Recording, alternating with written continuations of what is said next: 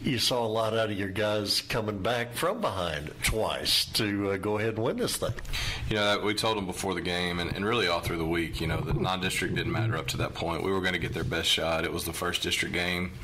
They were going to do everything they could to start fast, and that's what they did. And so we did a good job of weathering the storm and answering both touchdowns, and then getting a special teams turnover to where we could kind of take the lead on that next touchdown, and then we kind of just pulled away from there, and that kind of deflated their sails a little bit. So, our guys were ready for that, and I thought we responded well, and made some corrections on the move defensively, and still played very well in special teams and offense like we had up to that point. So proud of our kids for that, and matching their effort from the start and getting the win Friday night. So a lot of really good things, and they had some kids in places that definitely created some stress for us, but we did a good job of matching it.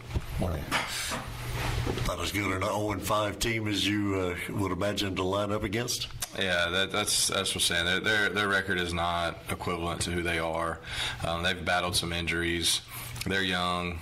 They're still a good football team, and so that's one reason why we told the guys that non-district didn't matter up to that point. We had to be ready to go play. They wanted to be 1-0 in district like us, because really and truly this is the part of the season that it's the only part of the season that matters for the playoffs. So the 0-5 did not do them justice. Yeah. You mentioned the kickoff turnover, and sometimes I guess that's. Well, you can't really wait on a turnover. You got to go make one happen, don't you? And that happens, and you get two quick scores in a row. That really turned things around. Big time, and it changed the momentum. It took some from them, definitely created some for us.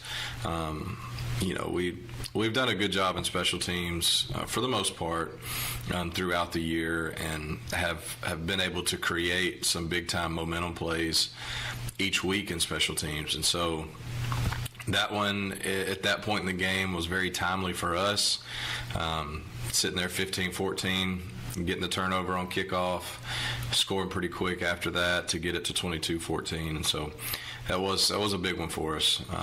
We did some good things in kickoff the other night, and we did some not so good things in kickoff. But that one was definitely a big play for us and a momentum changer in the game. Yeah.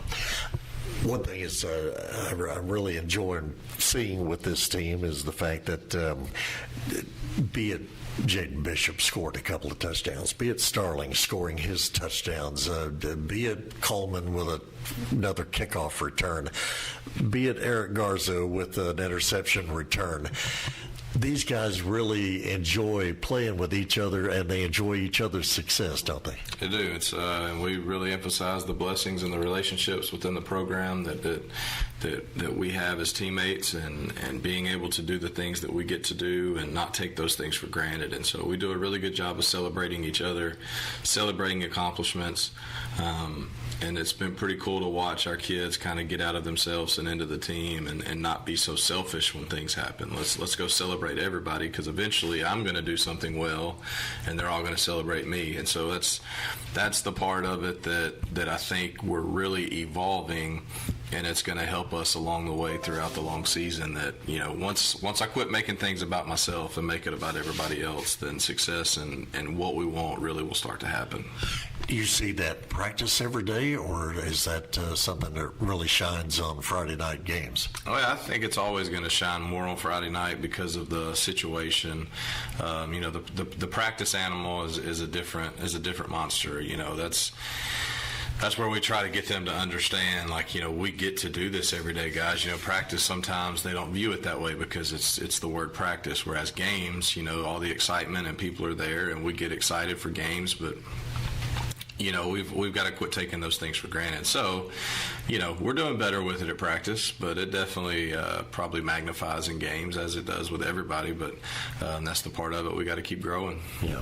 But overall, though, with the Palestine contest and the win there, good to have. 1-0 is a lot better than the other way around, right? It is much better than the other way around, and one that we know that we needed. to where we can stay on track for the playoffs. That was a game that we had to have to keep us, in line with our preseason goals that we set for ourselves. Very good. Great win last week for Henderson against Palestine. This week it is Kilgore, and we're going to take a break here, and we'll come back and talk more about Kilgore and do that here in just a minute.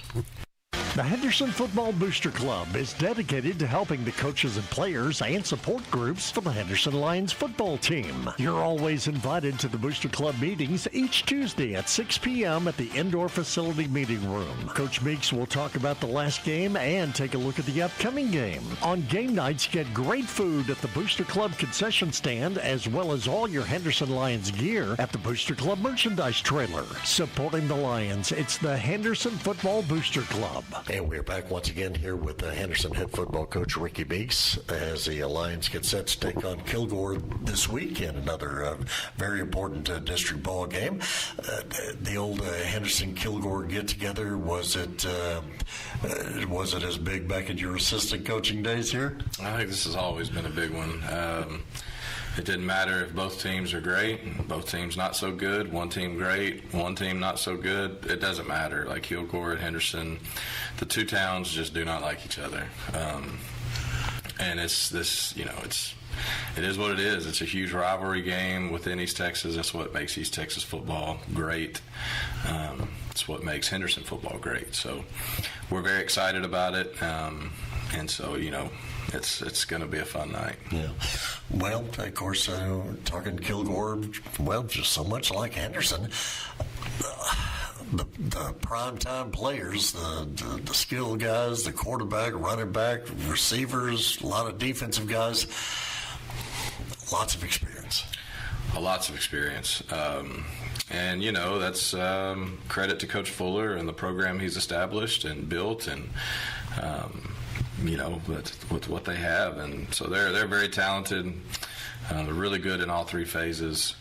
Not only do they have returners back from last year's state run, but they have guys back that have started, 3 and 4 years. The defensive lineman, the Cameron kid, he started for them as a freshman. I remember them coming over to center his freshman year. We scrimmaged and talking about him then. So now here we are, 4 years later, still talking about him. So really good players in some key spots. It's hard to find a weakness. I do think there's some areas that we can potentially take advantage of, but we're going to have to play very well and do things to a degree that we haven't up to this point. Yeah. Obviously, Henderson puts points on the board, and no question about that. You've got offense that can do that. Do you get the scoring fest with Kilgore this week, or does this all of a sudden turn into a defensive struggle? Well, I think that's a tough one because our offensive identity is not that. So it's kind of tough to go against what our kids now are ingrained to doing through practice and in the games. Once you slow it down a little bit, then it really takes us out of our rhythm because our kids are used to playing fast and tempo and with a sense of urgency. So that's a fine line there. We've got to be careful to try to create a game like that goes against our identity. So we want to continue to play the way we have, and if it turns into a score fest, it does. That's just kind of a risk we're willing to take, and so we've got to continue to play the way we have because we've had the success and our kids are used to it and our kids are bought into that. So we got to continue to play that way offensively. Really, all in all, to me anyway, it seemed like a really good matchup with all the skilled players, and I think you're probably going to have two of the better kickers in the entire district going head-to-head in this thing. It's a really good matchup, isn't it? It's a great matchup, and so it makes it even better that both of us are in the situations we are in terms of where we are at through the season, being 4-1. It's going to be a great atmosphere. I think the matchup is very even. But like you said earlier, I think they bring back a little bit more experience and things that they have accomplished.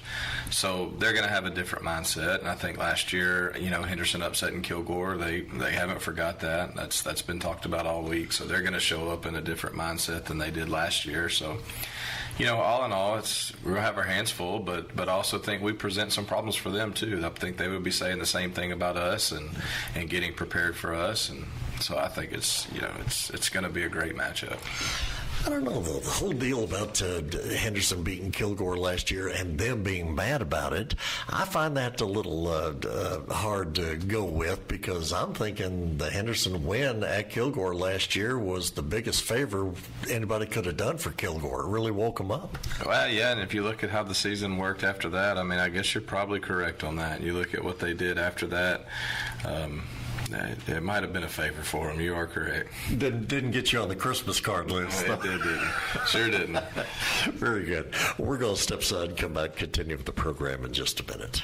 The Henderson Football Booster Club is dedicated to helping the coaches and players and support groups for the Henderson Lions football team. You're always invited to the Booster Club meetings each Tuesday at 6 p.m. at the indoor facility meeting room. Coach Meeks will talk about the last game and take a look at the upcoming game. On game nights, get great food at the Booster Club concession stand, as well as all your Henderson Lions gear at the Booster Club merchandise trailer. Supporting the Lions, it's the Henderson Football Booster Club.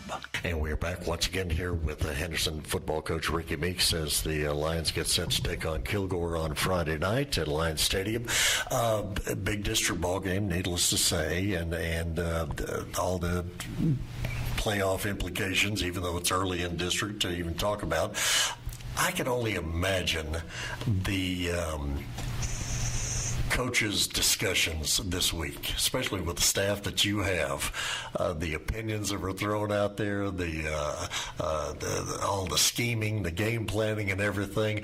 I could just imagine being a fly on the wall at some of those discussions this week. Has it been kind of like that? That's been great, and no stones left unturned, making sure we have everything covered. At the end of the day, we want our kids to be as prepared as possible to when they go compete. We've been able to give them all the tools they needed to go be successful. At the end of the day, they've got to step on the field and go. But along the way, we can help them prepare. So, it's been good this week.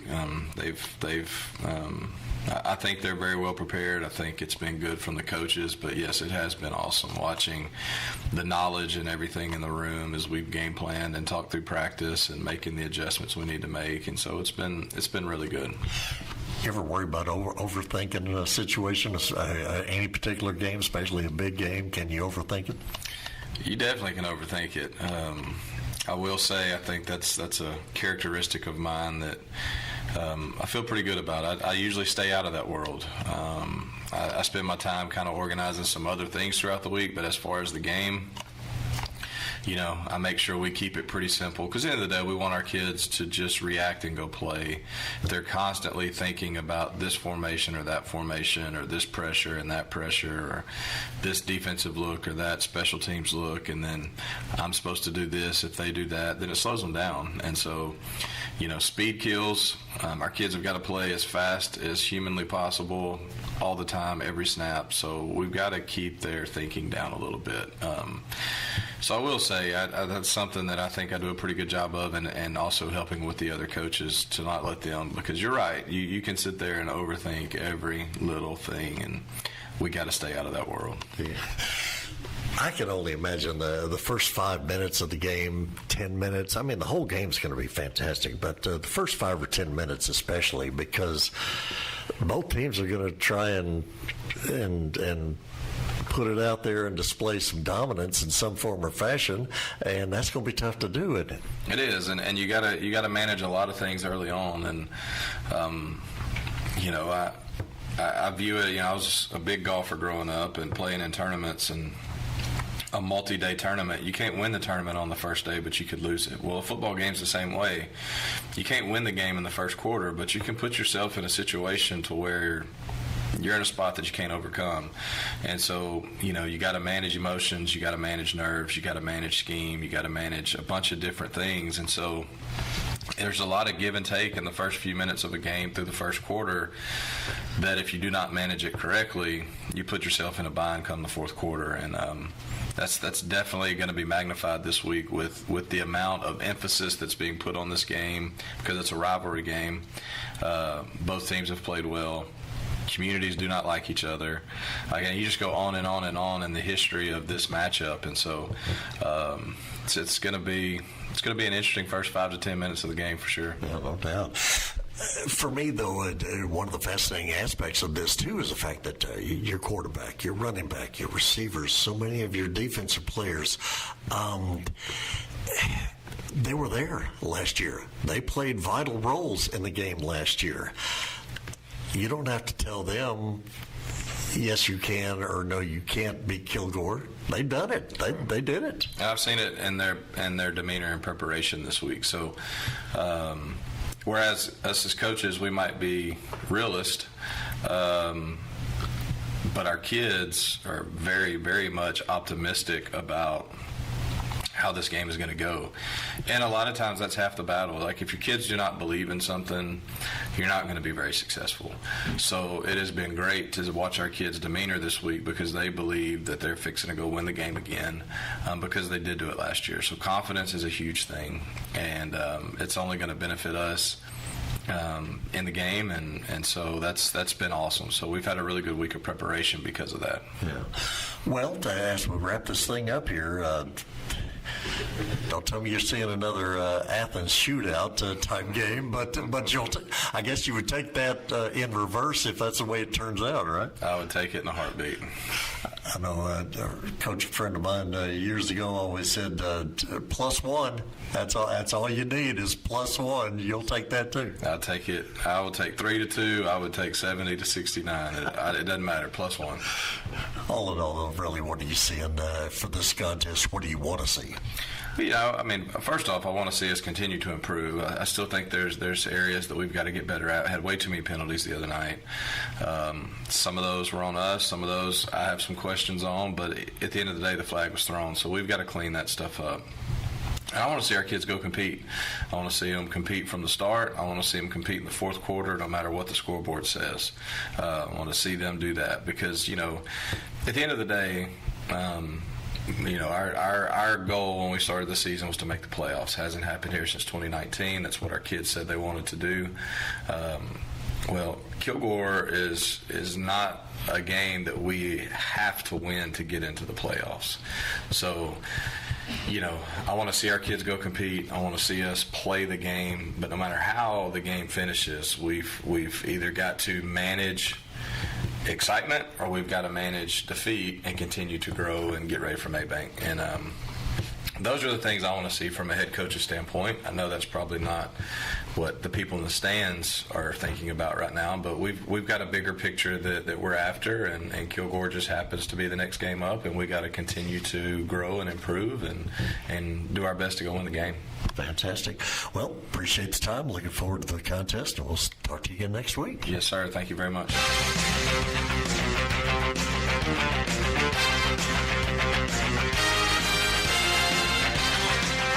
You've been listening to the Henderson Lions Football Coaches Show, presented by the Henderson Football Booster Club.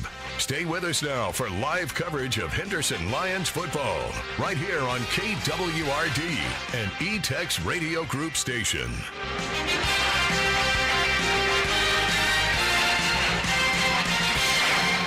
Simply Electric is a local family-owned and operated business by Willie and Rochelle Odom, who provide the community with quality electrical services. They do residential, commercial, industrial, and oil field electrician work. Willie is a licensed electrician who will have your back and then some. Visit them at 806 West Main Street in Henderson or call them at 903-863-2311. Electric Avenue. It's Simply Electric. For fully customized tarps built as tough as you, TarpWorks has you covered. TarpWorks serves the agriculture industry with tarps for livestock trailers, the freight industry covering the dump trucks and trailers, and the oil and gas industry. They have replacement parts and tarps and full systems in stock. TarpWorks even has slider systems. Whether you have a single truck or a fleet of 100, call 903-657-8987 or visit tarpworks.com. That's TARPWORX.com. Ready to enhance your natural beauty? At Allure Aesthetics and Medical Spa, we specialize in helping you look refreshed, rejuvenated, and confident. From Botox and fillers to PDO threads, hydrofacials, skin treatments, medical weight loss, and much more. We're your trusted destination for safe, stunning results. Operated under the supervision of a medical director, nurse practitioner, and myself, a registered nurse. You can feel confident knowing you're in expert hands. We're located in Henderson, Texas. Book now at AllureAestheticsMedicalSpa.com.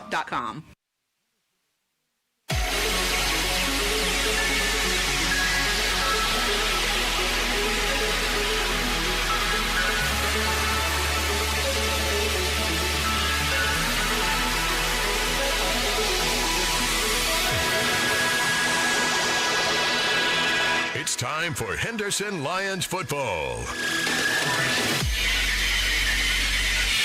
Henderson Football is a sports presentation of the E-Tex Radio Group and KWRD, with broadcast rights granted by the Henderson Independent School District. Tonight's game is on KWRD 1470 and 98.5 and is being streamed online at KWRD985.com.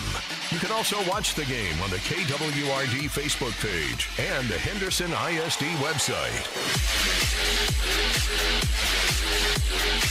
Henderson Football is brought to you by AT&T Allcom, Randall Dodge Chrysler Jeep Ram, Gas and Supply, Griffiths Towing, Allure Academy, Henderson Football Boosters, Fairway Ford, Ballou Brothers, General Shelters, S&N Cleaners, Peterson's Home Furnishings, MTC, Wallace & Sons Wrecker Service, Cooper First Automotive, Cook & Son Roofing, Allure Aesthetics, TarpWorks, Simply Electric.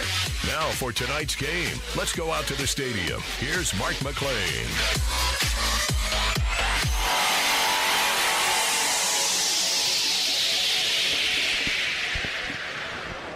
And from Henderson Lions Stadium, it is game number 6 of the 2025 high school football season as the Henderson Lions play host to the Kilgore Bulldogs in District 9 4A Division I play.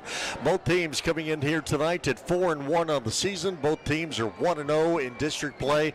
Henderson coming off of the 67-31 victory at Palestine last week, while Kilgore was getting a home victory against Pine Tree. 35-7 was the final in their contest last week at St. John Memorial Stadium. Appreciate you joining us here this evening. I'm Mark McLean. Jason Martin is out on our camera. Ken White on our video production. And Michael Searcy, our behind-the-curtain guru of all things technical. It's kind of like a Wizard of Oz thing that he does, but we're grateful for him and appreciate his input on our Friday night broadcast here on KWRD, on our KWRD YouTube channel, and our KWRD Facebook page, and on network1sports.com and KWRD985.com. It is Distinguished Alumni Night, as we have a couple of distinguished alumni that will be recognized here in just a moment down on the field, and then we will continue to talk more about this matchup here between Henderson and Kilgore. Always a big contest between the two. Of course, the Lions getting the victory in the ballgame last year on a last-second Devon Navarro field goal last year. 27-24 was the final in that one at St. John Stadium. Kick made with about 2 seconds remaining in the game last year in Kilgore. Other than that, though, the Bulldogs had won 5 in a row dating back to 2018 when Henderson got a victory on that particular night. So Bulldogs have had more share of the wins in recent years, but Henderson got that big one last year, and there are some, many in a blue jersey tonight that believe that they can pull off 2 wins in a row. Of course, Kilgore coming in here tonight, again at 4-1 on the season. They are the number 3 ranked team in the state in Class 4A Division 1. Made it all the way to the state championship game last year. Kind of forgot to get off the bus for that particular game, but they made it to that championship game and want to get back there again this year. All right, time to go down the field, I believe, for our pregame ceremonies and our distinguished alumni. Our first recipient was an honor graduate in 1973. After graduation, she attended Baylor University, where she earned her bachelor's degree in education. During this time, she was also an instructor for the National Cheerleaders Association. In 1980, she received her Master of Education in Curriculum and Instruction from UT Tyler, followed by Mid-Management and Supervisor's certificates. Her first 2 teaching positions were at the First Baptist Academy in Dallas and as an instructor at UT Tyler. Coming home to Henderson, she started as a classroom teacher, moved to elementary principal, then served as director of elementary curriculum and instruction and as executive director of the Education Foundation. After 20 years, she had the opportunity to move to Weatherford to be the Director of Instructional Improvement K-12, and again as Education Foundation Executive Director. Our honoree left Weatherford for Highland Park ISD, where she served 15 years as Assistant Superintendent of Curriculum and Instruction and Special Programs.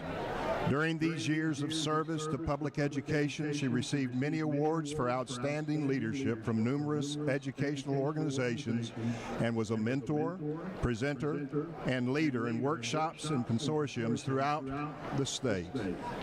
Her greatest success, however, came in how she motivated and challenged students and colleagues to always strive for excellence. Her lifelong commitment to excellence in education has had a lasting impact on the students and educators she served.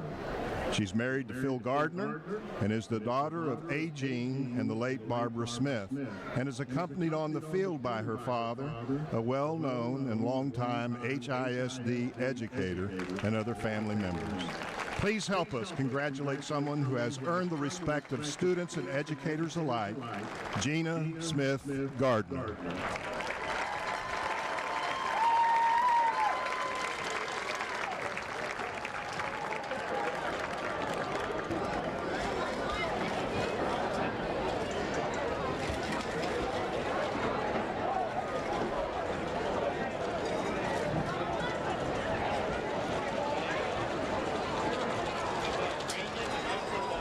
The second of our distinguished alumni graduated from HHS in 1980 as one of the most decorated athletes. He was named All-East Texas in football and won the state championship in the shot put. He received a football scholarship to Kilgore College, where he was an all-conference defensive lineman, National Defensive Player of the Year, and first-team All-American. After being recruited by NFL Hall of Famer Eric Dickerson, he finished his successful college football career at SMU. He earned his bachelor's degree in history from SMU and later his Master of Educational Administration from TCU. Our alumnus spent almost 30 years in public education, teaching and coaching in several school districts in the Dallas area, and retired as an administrator from DeSoto ISD. His influence with young people is legendary in the districts in which he served. He organized dads clubs, career days, college tours, and senior trips. One of his organizations, DKG, which is a financial planning and investment program for educators, also organizes and conducts the Eric Dickerson Football Camp, which provides this experience at no cost to local students who could not otherwise attend. His selfless commitment to the betterment of the students, his humbleness and professionalism led his students to respond to him with respect and admiration. His work is grounded in relationship building and the belief in the potential of every child. His lifelong commitment to uplifting youth and his story of perseverance and service makes him worthy of this honor and a welcome addition to HISD's distinguished alumni. He is the son of the late Richard and Minnie Boon and is accompanied on the field by his wife Sheila. Please welcome back home Darren Boon.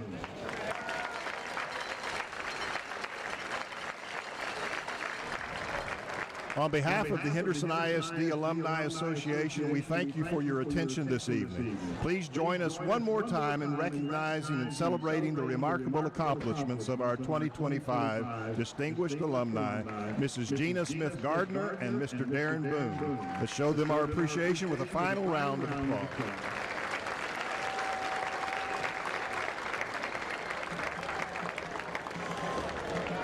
Nicely done down on the field here prior to the contest here tonight between Henderson and Kilgore, the distinguished alumni. And again, congratulations to Gina Gardner and Darren Boon. Gina Gardner, we'll be talking more with her coming up at halftime tonight of our broadcast. So Gina Gardner and Darren Boon, our distinguished alumni, as announced here just a moment ago. This is our S&N Cleaners pregame show. It is Henderson, it is Kilgore. It's a great crowd. It's a beautiful night here at Lions Stadium. Fair skies, clear skies, nice moon overhead, 84 degrees here as we're coming up on game time. Hardly no breeze at all at 6 miles an hour, 35% on the humidity going into this one here tonight. Third-ranked Kilgore and the Henderson Lions, both 4-1 on the season, 1-0 in District 9 4A Division I play. We're going to step aside, take a break, and we'll come back, continue with our S&N Cleaners pregame show, get you ready for the start of tonight's contest. We'll do that here in just a moment. This is Henderson football. It is on KWRD 1470, 98.5. Since 1965, Cook & Son Roofing has been the local, reliable company helping folks with roofs, gutters, and ventilation. From new construction to remodels, even providing 24-hour emergency roof repairs from storm damage. They have a relationship with all the local insurance companies, so they understand how to assist you in the process, making it easier for you in times when you need it the most. Find them at cookandsonroofing.com. For a roof well done, call Cook & Son, 903-655-0997.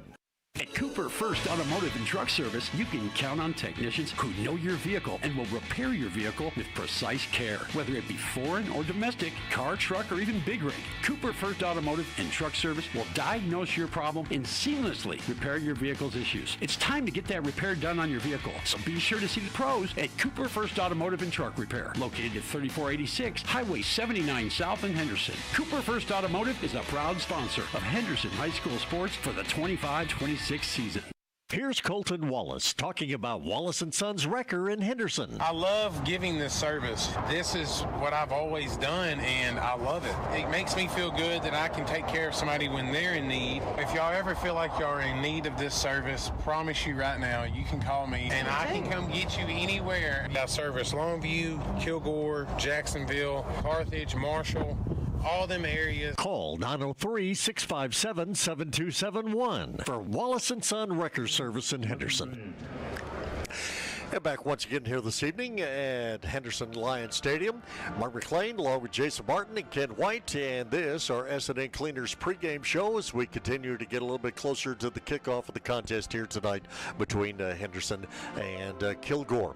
Again, big ball game as far as the district standings are concerned. You can't, as Ricky Binks was saying earlier, can't win the district tonight. You can't lose it, certainly, but you can go a long way toward winning it, perhaps, if you get the victory here tonight. But the other games that are going on in district play this evening, Lindale has the week off this week, and so we have Henderson and Kilgore at 4-1. Lindale, by the way, they're 5-0 on the season, also 1-0 in district play. Chapel Hill, after losing out to Lindale last week, they are 3-2 on the season, playing a host to Palestine tonight, and Maybank and Pine Tree are getting together this evening as well at Pine Tree. Maybank 2-2 on the season. Pine Tree is 2-3. Palestine still looking for their first win at 0-5. But the contest here tonight, so many of the key players on both sides. For Kilgore, Kason Brooks, running back Isaiah Waters, receiver LaKeelan Graves, 4 of the 5 starting offensive linemen. Defensively, Bison Williams, Cameron Christian, all those guys were on the field last year in this ball game. From a Henderson standpoint, Vince Howard was the quarterback last year. Justin Starling was a junior running back. Lamarian Coleman was there. Mason Jones had a big part in last year's game. So many players. Jordan Irvin defensively. Varian Williams had a big game last year. And Corey Harper and Braylon Walker, all those guys were on the field at St. John Stadium last year. So these Henderson kids know how to beat Kilgore. Kilgore certainly knows how to beat a lot of teams. They've done it. But, we just have to see how it all plays out here tonight. And this first quarter should be a heck of a quarter here at Lions Stadium. Now, from a Henderson standpoint, as far as Justin Starling is concerned, we've been talking about him the last couple of weeks because it's getting closer and closer. And the anticipation, at least for me anyway, is just I'm really excited for the young man and hope that it all turns out because he is chasing history this season, and not too many folks are talking about it. Hardly anybody is talking about it, but I certainly will. As Starling coming in here tonight has 825 yards on the season, 19 touchdowns he scored. Again, the great Joe Wiley back in 67 and 68 set the all-time rushing record at Henderson with 3,730 yards. Justin Starling right now sits at 3,234 yards. He needs 496 yards in the next 5 games to set the all-time rushing record at Henderson High. A record that I'm sure many, many, many folks never thought would be broken. And all five of him has a chance to set that record this year. And I hope he does. But, a contest like tonight, as I recall, the game against Kilgore last year, Clay Baker, the head coach at that time, offensively, I think they played 12, 13 players the entire game on offense. There wasn't much substitution going on at all. So Starling, I want to say, had somewhere in the neighborhood of 29 carries that particular night. And so we'll see how head coach Ricky Meeks wants to play it all out here tonight. Of course, Meeks, in his first season as head coach of the Lions, 50-32 is his record in 7 seasons. Clint Fuller, on the other hand, he is going for, he's got win number 50 as well in his back pocket now. The 2001 Brownwood High School and Howard Payne grad has been at Kilgore for the last several years, 5 years to be exact, and he is having great success there at Kilgore High. So it is Kilgore, it is Henderson. Both teams are making their way out of their respective locker rooms as we get closer to the start of this contest here tonight. So, again, it's a beautiful night. We have fair skies, temperature in the mid-80s to get this contest underway. Relatively low humidity and about 35% and virtually no wind. Talk about all these great players that the two teams have. Great kickers. Both teams are blessed with just really fantastic place kickers. Kilgore with Eddie Jimenez, a returning starter for them as far as his kicking is concerned. And, of course, Yvonne Navarro for Henderson. He's 35-36 on the season in his point afters and 2 of 2 on his field goals. Henderson Lions make their way out on the field. And as they make their way out on the field down to the end zone to my right, We are going to step aside here for just a moment. Our S&N Cleaners pregame show will step aside. We'll come back and continue with the pregame show and then get you ready for the start of tonight's contest here at Lions Stadium. So we will do that for you here in just a moment. It is Henderson and Kilgore here at Lions Stadium. Kickoff coming your way here in just a few minutes. Henderson football on KWRD 1470 98.5. Management Training Corporation is hiring. They offer highly competitive pay, excellent promotional opportunities, MTC college tuition reimbursement, paid internships towards a career in substance abuse counseling. MTC offers 401k, health insurance, dental insurance, vision coverage, and finally, paid time off, including holidays. This is the game-changing career you've been looking for. Apply at mtcjobs.com and make the first step of your new career. You can get in-stock cash savings at Peterson's when you come inside, relax, and save on your new furniture. Peterson's is delivering a new level of comfort with fabric or leather sofas, solid wood bedrooms and dining rooms, accent pieces and accessories, with cash savings discounts of $200 to $600 off all in-stock items. Plus, you always need new rugs and accessories, and we have both. In stock at 20% to 50% off. Come in today and see why there's no place like home with Peterson's. Peterson's Home Furnishings in historic downtown Henderson. It's time to think about home. S&N Cleaners and Laundry Service in Henderson is the only full-service in-house dry cleaners in Rusk County. That means that your clothes stay right where you drop them off. Quick turnarounds for shirts, pants, dresses, suits, and even your bedding like comforters. S&N Cleaners and Laundry for all your dry cleaning and laundry needs. Go see Wayne and his staff for great service and great value. S&N Cleaners, 215 East Fordall in Henderson. See them on Facebook or call 903-657-4545 today. Blue Brothers in Henderson is your authorized General Shelters dealer. General Shelters of Texas offers complete finished prefab pier and beam style cabins with appliances included, ready for you to move in. There are 20 models to choose from. 1 bed, 1 bath, up to 3 bed, 2 bath. There's one right for you. These homes hold their value and are built to last. Find yours today at Blue Brothers on Highway 64 in the Loop in Henderson. Call 903-657-2743 to order yours today. Back once again here at Lions Stadium in Henderson. Mark McClain, Jason Martin, Ken White. Thanks so much for joining us here this evening, wherever you are and however you are watching on our YouTube channel, on our Facebook page, listening to us, KWRD 1470, 98.5, streaming us, network1sports.com or KWRD985.com. Craig Haney and the Henderson Band with our national anthem.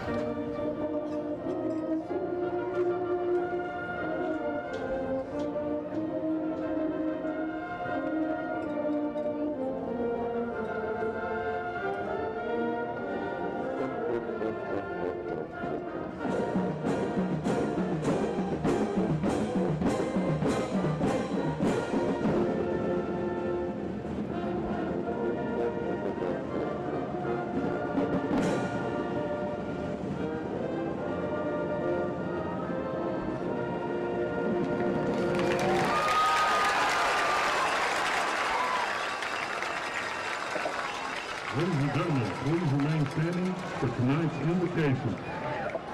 Tonight's invocation will be led by Mia Halfpenny.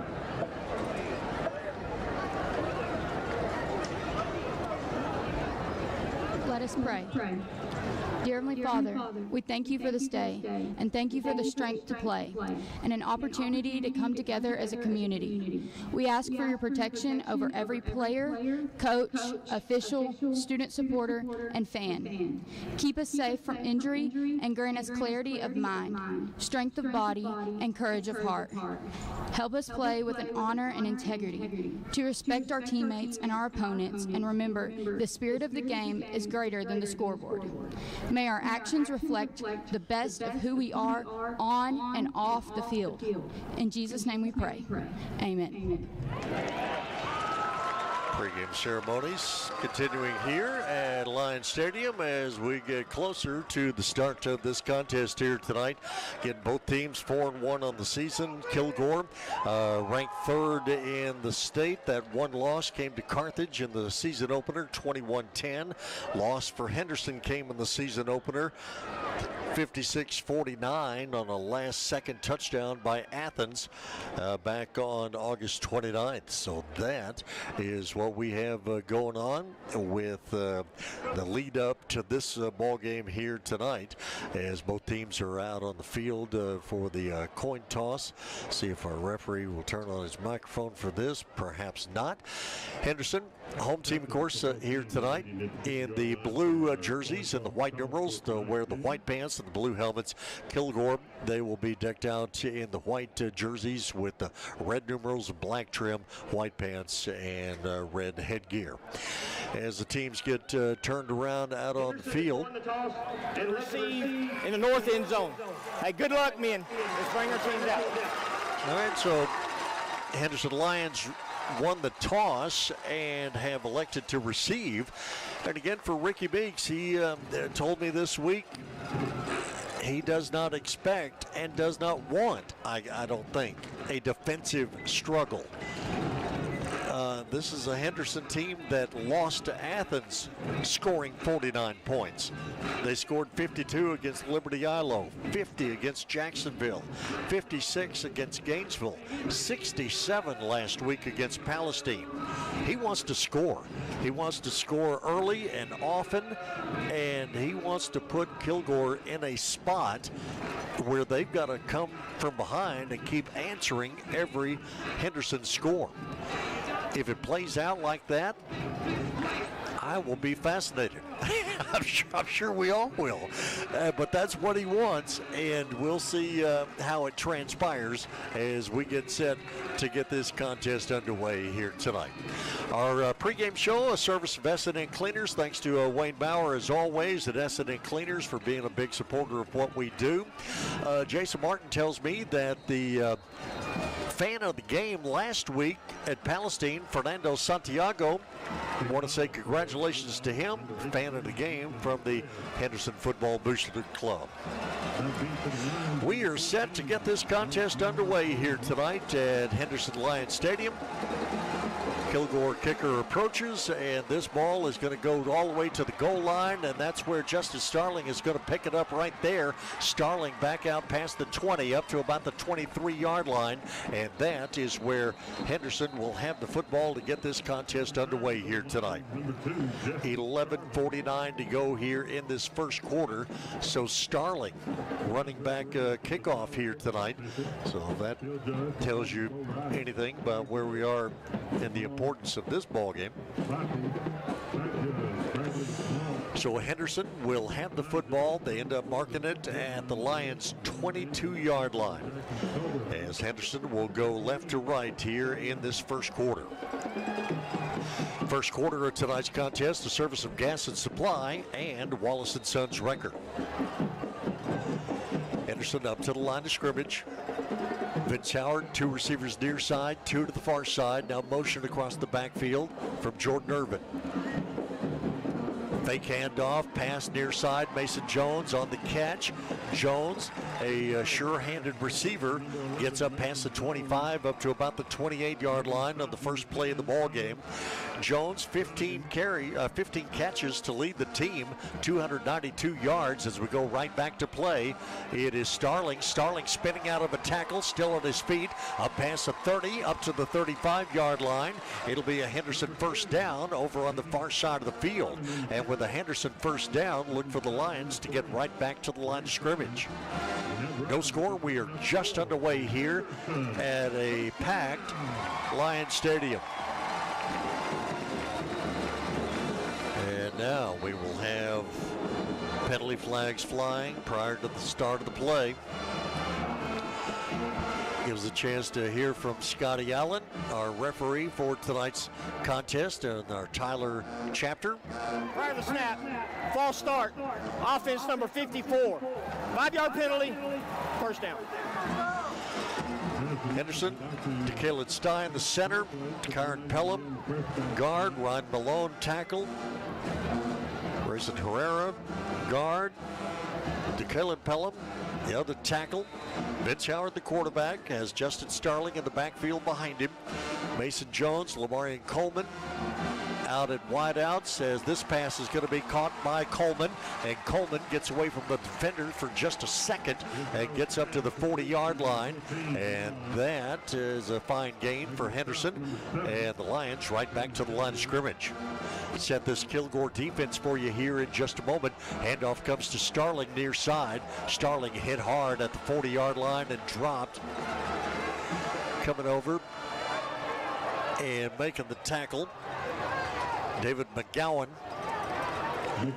For Kilgore, Bison Williams, Krishawn Smith, Cameron Christian across that defensive line, Nikhilin Graves, Travis Holmes, Isaiah Waters, David McGowan, the linebackers, DeAndre Thurman, Jacqueline Sheffield, the safeties, Tyler Jonigan, Braden Williams at the corners.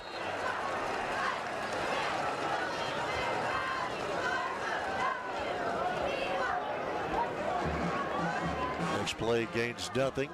Ball at the 41-yard line for Henderson. It is a 4th down situation here. 4th and about 5, so Mason Jones will come on to punt, and Kilgore will send one back deeper to receive. Jones, a couple of steps to his right. And the punt will end up going out of bounds. Officials will come up the sideline and mark it at the 12-yard line. So Henderson unable to score on their first offensive possession of the ball game, and with 10 minutes and 11 seconds to go here in this first quarter, Kilgore will have it for the first time tonight, and they will start at their own 12-yard line. For Kilgore offensively, Casey Brooks, their senior quarterback, 823 yards passing. Kaylin Graves, one of their fine receivers, Braden Williams, Dre Sanders. A lot of choices offensively for the Bulldogs to work with. On first down, it'll be a pass out of the backfield, going over to the far side of the field and getting up past the 20 to about the 25-yard line. Jacqueline Sheffield, a 5'10 senior. And for Kilgore, their pass plays, kind of short swing passes, they do a lot of that. It's almost like a running play for them offensively. As the ball gets up to the 25-yard line, and it's a Kilgore first down.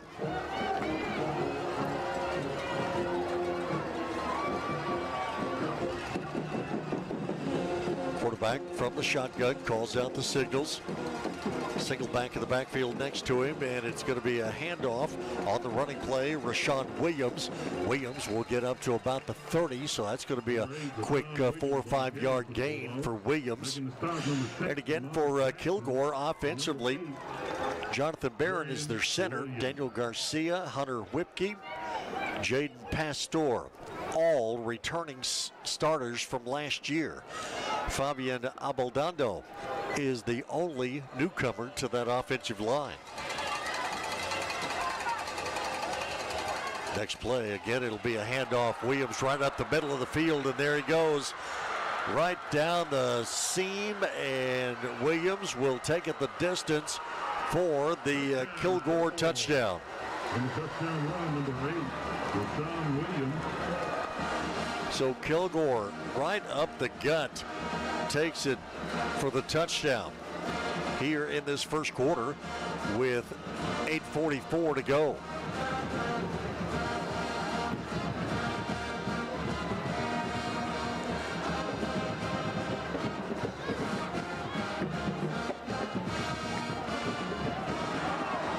Jimenez on to attempt the extra point, loses control of the ball on a bad snap. It is picked up by Henderson. Taking it back the other way is going to be Lamarian Coleman, and Coleman's going to take it back the other way. Second time this season that we've seen that, and this time Henderson gets to be the benefactor of the deal. It happened to the Lions a few weeks ago against Jacksonville. Now here tonight, Henderson takes it back for 2. Well, I knew it was going to be a scoring fest. I didn't think it was going to be quite like this. 8:44 to go here in this first quarter. Both teams have scored as Kilgore got the touchdown run from Williams.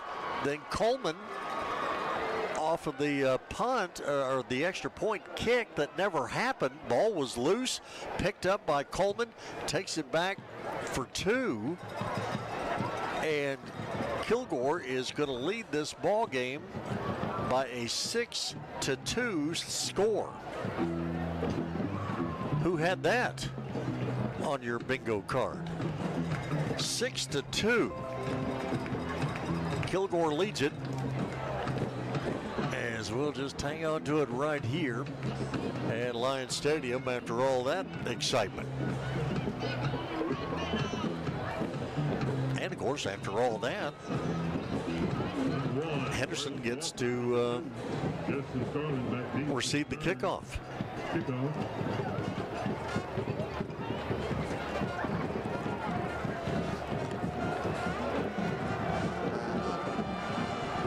Kickoff. Ethan Reyes will kick it off for Kilgore. And Reyes, high kick that is going to sail about 8 yards deep in the end zone. And no run back here for the Henderson Lions. So 6-2 is our score. Williams on the touchdown run right up the middle, some 65, 70 yards. I'll have to get the official distance on that. But he scores the touchdown, gave Kilgore a 6-0 lead on the extra point attempt. Snap was fumbled, never even got an attempt at a kick. And Lamarian Coleman picks it up and runs it back all the way for the 2-point conversion. Henderson will start the drive at their own 25. Here's a pass over to the far side of the field. Catch made, tackle made immediately by Kilgore. This hour's pass complete to number 1, Braylon Walker. Braylon Walker on the reception. Number 3, as Walker playing receiver over on the far side of the field. And now here is Starling on a run right up the middle for Henderson. Gets up past the 40, up to the 41-yard line. Ricky Beach telling me that they really want to get the junior Walker into the action tonight, as this ball is going to be just thrown out of bounds as Vince Howard had nobody open to throw it to. But they really wanted to get Walker out there and let him see what he could do from a receiver standpoint, because he certainly has the speed to get downfield and make this Kilgore defensive secondary think about things. Howard on the next play takes a shotgun snap, handoff to Starling, and Starling won't get much. That defensive line for Kilgore stuffing up the middle.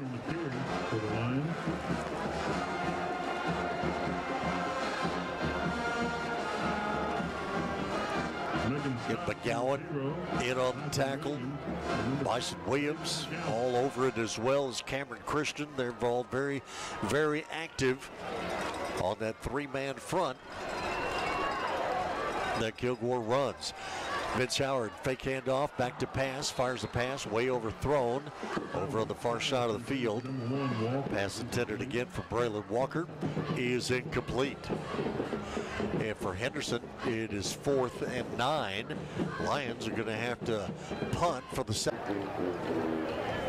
So the Lions will start the drive at their own 6-yard line.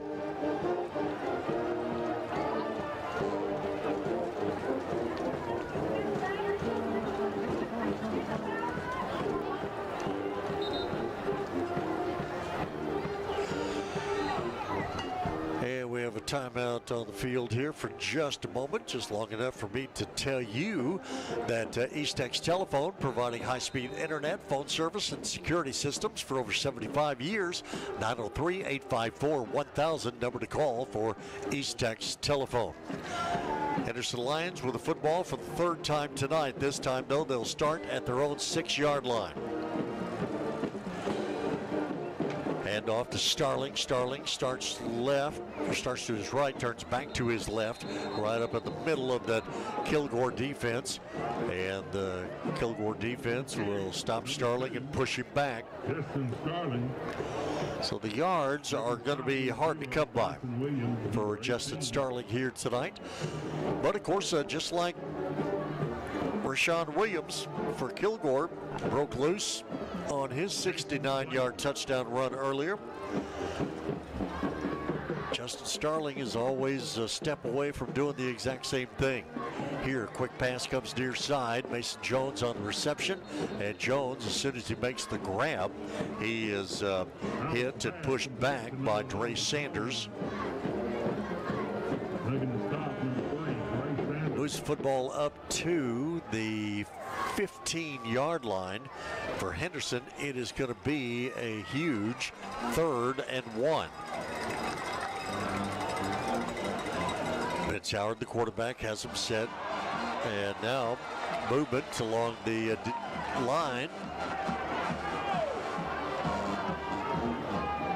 See which one moved first. See what our official says. Prior to the snap, false start, offense number 54, 5-yard penalty, 3rd down. Well, the infraction being called against the Henderson offensive line. Ricky Meeks not thrilled with that call. So either he thinks Kilgore is giving out some signals, or there was some movement of some sort. Nevertheless, going to move Henderson back to the 11-yard line. And just like that, it is going to be 3rd and 6. So Howard, the quarterback, Justin Starling in the backfield next to him, takes the snap from center, back to pass, looks downfield, can't find anybody open, and here's Howard at the goal line. I think they're going to be nice enough to keep Howard out of the end zone. Penalty flag goes flying at the end of the play as Vince Howard was twisted and turned and drug into the end zone. Official was going to mark him at the 1, but the play ended up in the end zone. Penalty flags flying, officials throwing his cap. We're going to have several penalties to unravel here. I'm sure several of the unsportsmanlike category.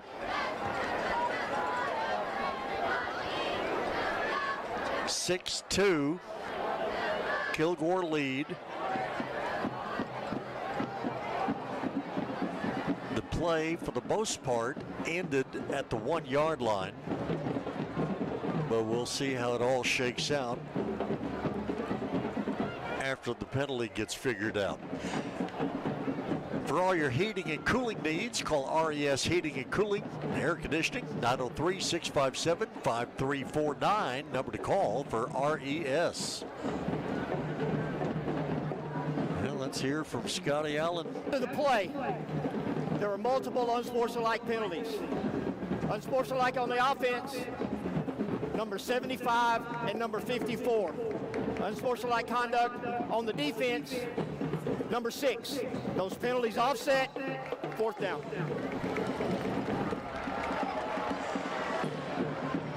Well, apparently you can have a whole bunch of unsportsmanlike penalty calls against a bunch of different players. They're all going to offset. Seems to be the way that works. So it'll bring up 4th down situation from the 1. So this is going to put Mason Jones at the back of his end zone. Kilgore is going to have great field position out of all of this. as LaKeelan Graves is back to receive. Jones, keep an eye on him in the back of the end zone. Make sure he's able to get this kick away. High snap from center, and coming in was Bison Williams to try and block it. Got pretty close, but Jones ends up getting a real nice kick that is going to roll all the way out here to the 48-yard line. So Kilgore's going to have the football in great field position, but not as great as it could have been at the Henderson 48. 2:42 to go here in this first quarter. Kilgore 6, Henderson 2. And again, the football at the Henderson 48-yard line as Kilgore will break the huddle from the far sideline and come out here to get ready to play.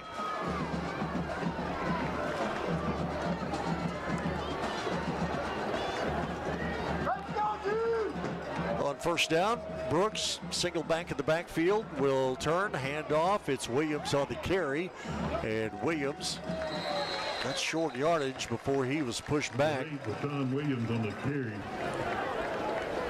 Making the stop, number 14. And for Henderson defensively, Varian Coleman out there, Varian Williams. I recall Williams had a great game at Kilgore last year. Also in that defensive line for Kilgore, or for Henderson, let's see here. Decaden Pelham is out there as we go back to play. Shotgun snap, Brooks, handoff again. Running play straight ahead for Williams. Lots of blue jerseys in on that tackle. One of the first there on the pile, the freshman linebacker, Mike Russell.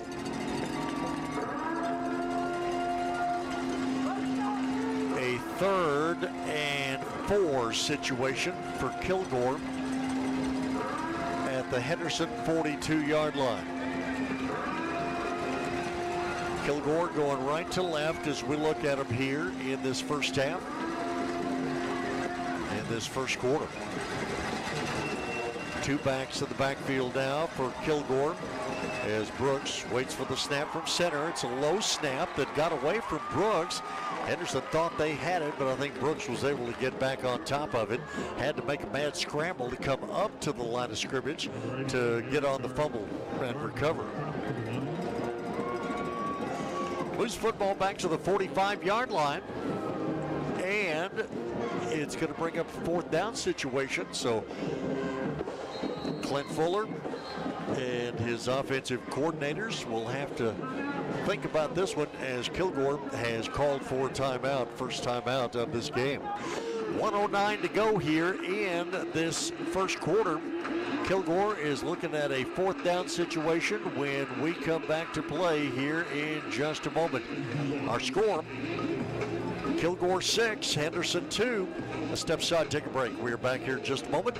Henderson football on KWRD 1470 98.5. Fairway Ford in Henderson kicks off the football season with a special sales event. Get this: 12,000 off MSRP on a brand new Ford F-150, or 10,000 off MSRP on a new Ford Bronco. But that's not all. How about this special lease deal? A new Bronco Sport, Escape, or Mach-E Mustang for only $399 a month. See dealer for details. Fairway Ford. Look for the sign on 79 and check us out online at fairwayfordtexas.com. 1:09 to go here in this first quarter. Kilgore, after taking the timeout, come back to the line of scrimmage on 4th and 7 from the Henderson 45-yard line. Brooks, the quarterback, single back in the backfield. 2 receivers near side, 1 on the far side. Brooks back to pass, launches it toward the far side of the field. Receiver is there, had the man beat, and couldn't make the grab. It was one-on-one over on the far side of the field on a pass that was intended for Graves. Graves had gotten behind Corey Harper, but he couldn't make the reception. And Henderson is going to take over Or did we have another flag? Holding on the defense, number 7. 10-yard penalty, automatic first down. And yes, we had another flag. So Corey Harper, who was beat on the play, gets called for the defensive holding call, which will keep the drive alive for Kilgore at the 35-yard line. 2 receivers stacked up near side, 2 to the far side, single back in the backfield. Brooks, quick pass, goes to the far side. Catch made, but Lions play that one very, very nicely over on the far sideline right in front of the Kilgore bench. As Sanders made the reception, but as soon as he made the reception, Henderson defender Braylon Walker got through that and made the tackle. Gain of only, actually a loss of a couple on the play, back to the 37-yard line. So Lions played defense on that particular occasion very, very well.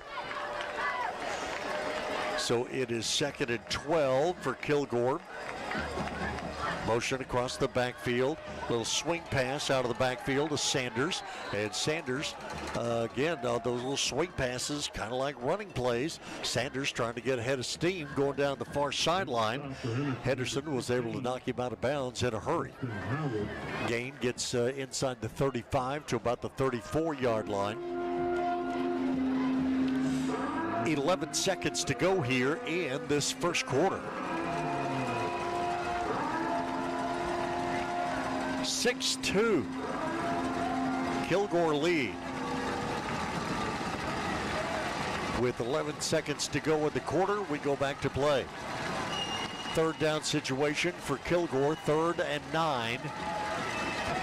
Brooks from the shotgun, looks to his right, fires to his right, and this ball down the far sideline is going to be incomplete. Ball came loose as the intended receiver hit the ground out of bounds, and with 5 seconds to go now in the first quarter, it is 4th and 9. As again, the intended receiver, Lakeelan Graves, on that previous pass play. So with 5 seconds to go here in the quarter, Kilgore's looking at a 4th down situation. And they're looking over at the sidelines, what they're looking at. 10 seconds to go on the play clock. 4th and 9. Kilgore finally at the line of scrimmage. Brooks, prior to the start of the play, Kilgore's going to have to call their 2nd timeout. Wow. 5 seconds to go here in this first quarter, and Kilgore has used 2 timeouts in this first quarter of play. 6-2 our score. I thought it'd be 30-30 by now. But by golly, so far it has turned out to be that defensive struggle that nobody thought it would be. 6-2 Kilgore, that is our score as we get close to the end of the first quarter. Custom metal fabrication and your double diamond flatbed dealer. That is Bulldog Built. If you can dream it, Jeff can build it for you. 903-353-4703 is his number. Bill Cycles, headed up by Legendary Motorcycle Repair Shop. Bill Frankie over there. They're offering parts and accessories, lots of accessories, lots of parts for that matter. 903-657-2775, number to call for Bill Cycles. All right, 4th and 9.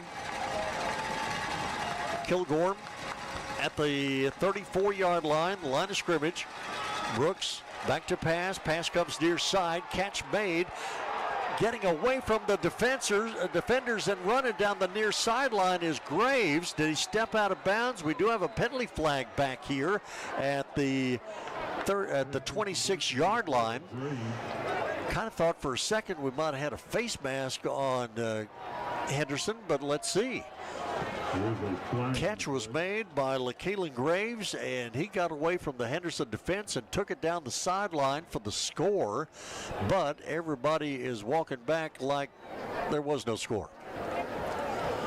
So we'll find out.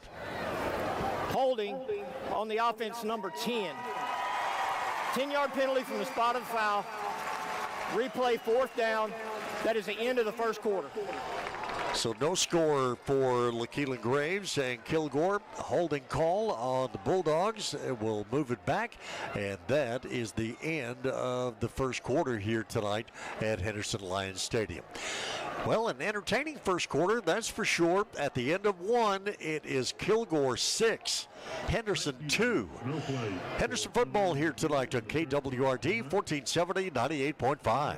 The Henderson Football Booster Club is dedicated to helping the coaches and players and support groups for the Henderson Lions football team. You're always invited to the Booster Club meetings each Tuesday at 6 p.m. at the indoor facility meeting room. Coach Meeks will talk about the last game and take a look at the upcoming game. On game nights, get great food at the Booster Club concession stand, as well as all your Henderson Lions gear at the Booster Club merchandise trailer. Supporting the Lions, it's the Henderson Football Booster Club. Hey, East Texas, are you ready to launch a career in aesthetics, beauty, or cosmetics? At Allure Academy in Henderson, Texas, we offer TDLR-approved programs in barbering, cosmetology, aesthetics, eyelash extensions, manicuring, and more. Did you know high school, juniors, and seniors can enroll now and graduate with a license and a diploma? Yes, you heard that right. Visit us at allureacademy.net today or call 877-850-9988.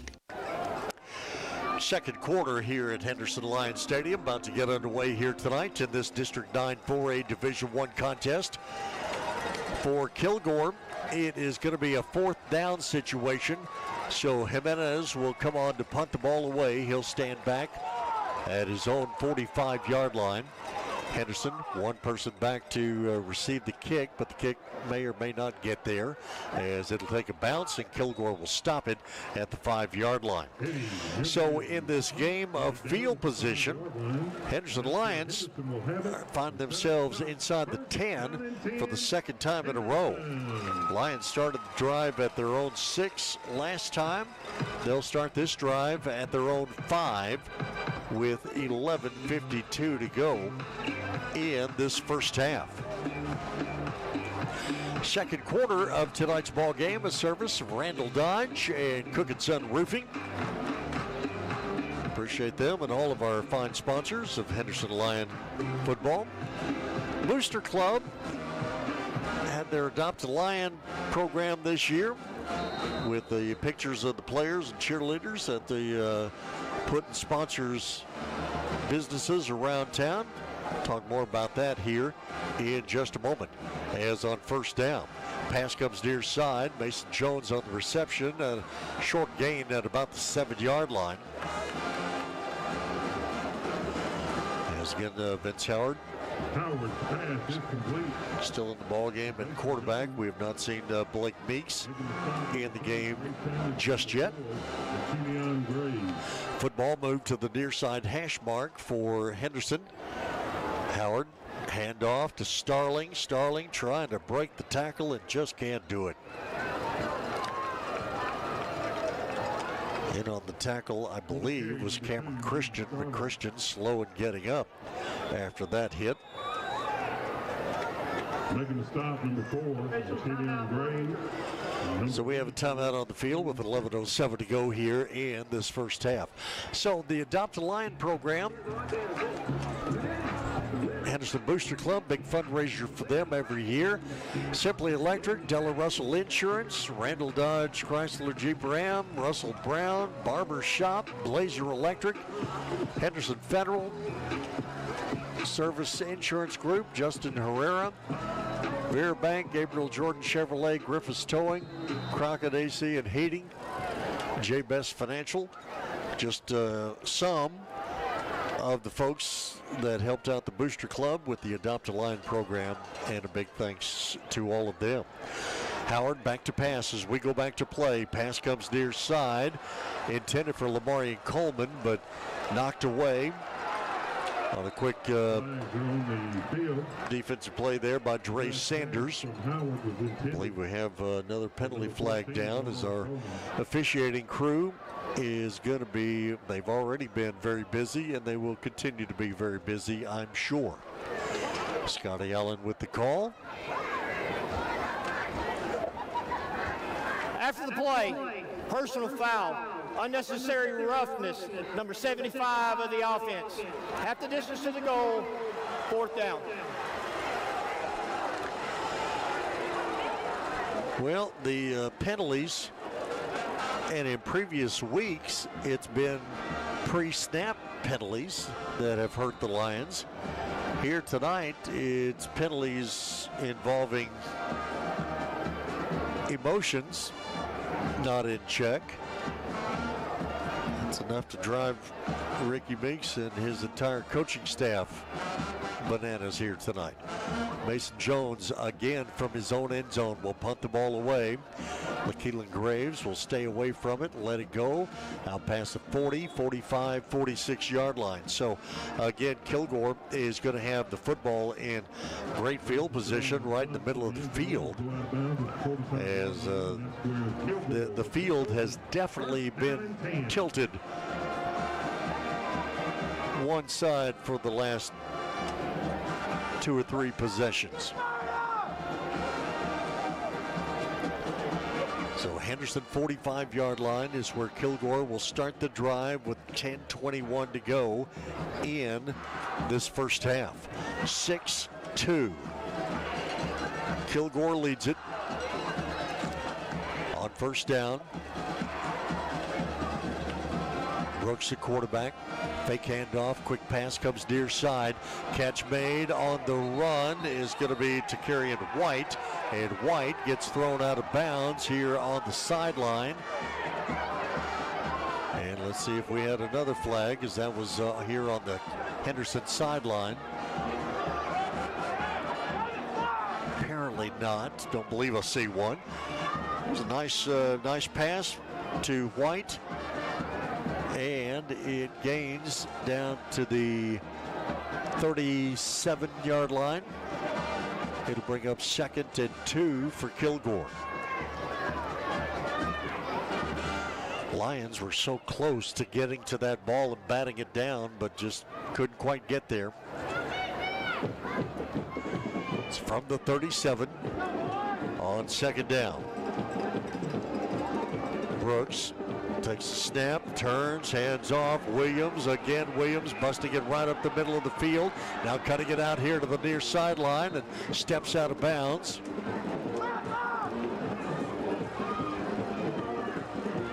Nice gain on the play, and a Kilgore first down on the running play for Rashawn Williams. And Williams, he is a junior running back. Gets a first down, and it'll be Kilgore ball at the Henderson 20-yard line. Clock runs or stopped with 10:02 to go here in this first half.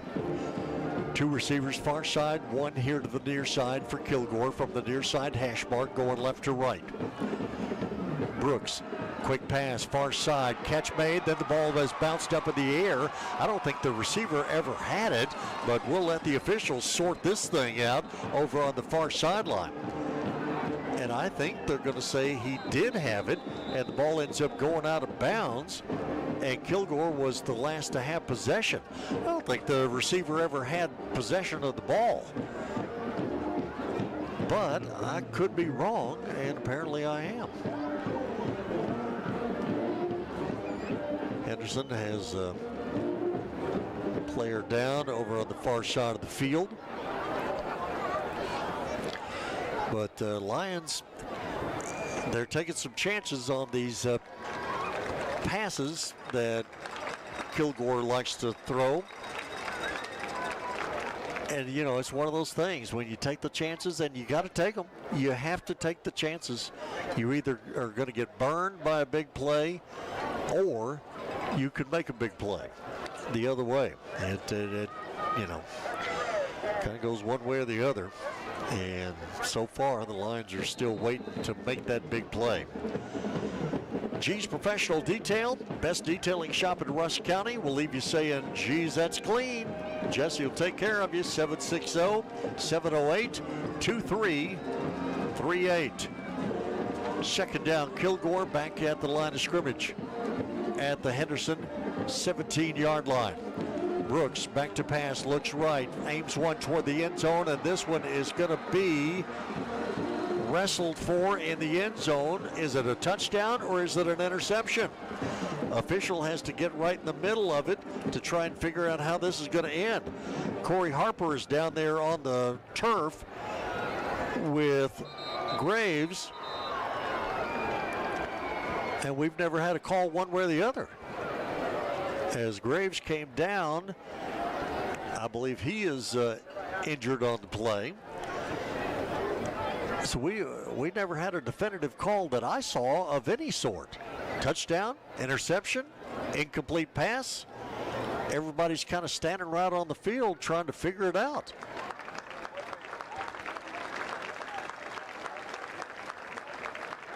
Graves, their fine receiver, all 6'4" of him, makes a great target for Kason Brooks. He's being helped off the field over toward the far side. Kilgore looks like they're lining up for an extra point, so apparently it was a touchdown. Okay. Well.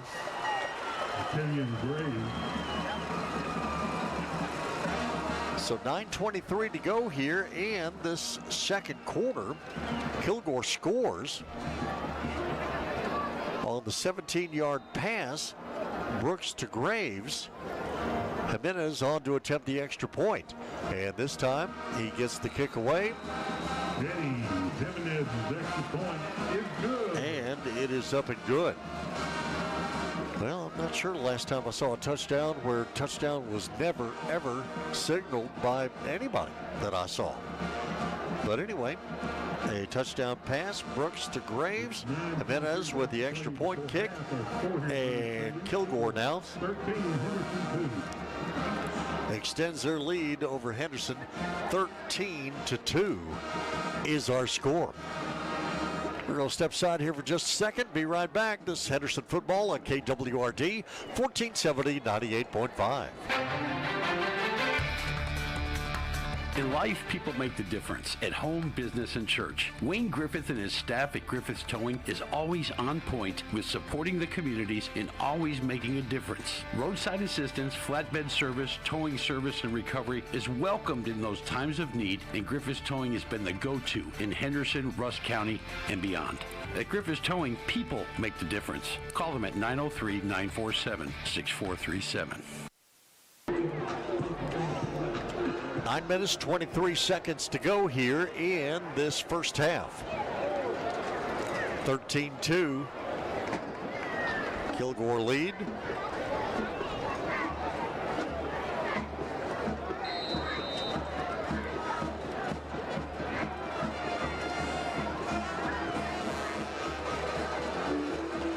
And for Kilgore, Ethan Reyes will kick off. Last couple of kickoffs went well into the end zone. We'll see what he does here.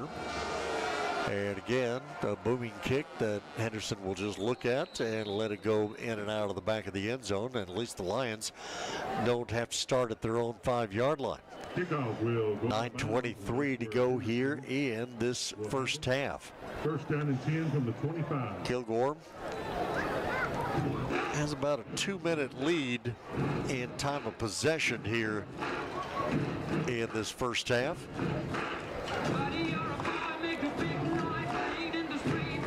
All things considered, the plays are fairly even in number of plays, but Kilgore has made the better of the field position for sure in this first half.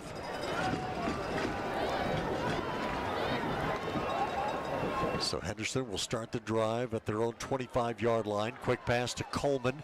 Coleman gets away from one tackler, but then can't get away from the second one. As coming up to make the hit, Jalen Sheffield for Kilgore. Henderson right back to the line of scrimmage at the 27-yard line, and as the play starts, penalty flag flies.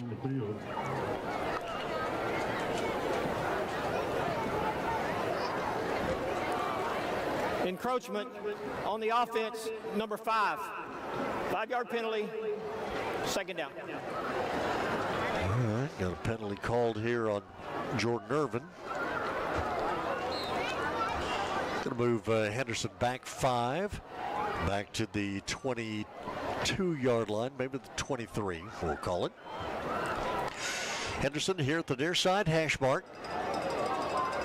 Irvin across the backfield in motion. Now will stop on the far side. Low snap from center, and coming in from the backside, Kilgore just blew that play up as Howard was looking one direction to make a pass. And coming in from the backside, one of the Bulldogs just caught Vince Howard flat-footed and not looking for it.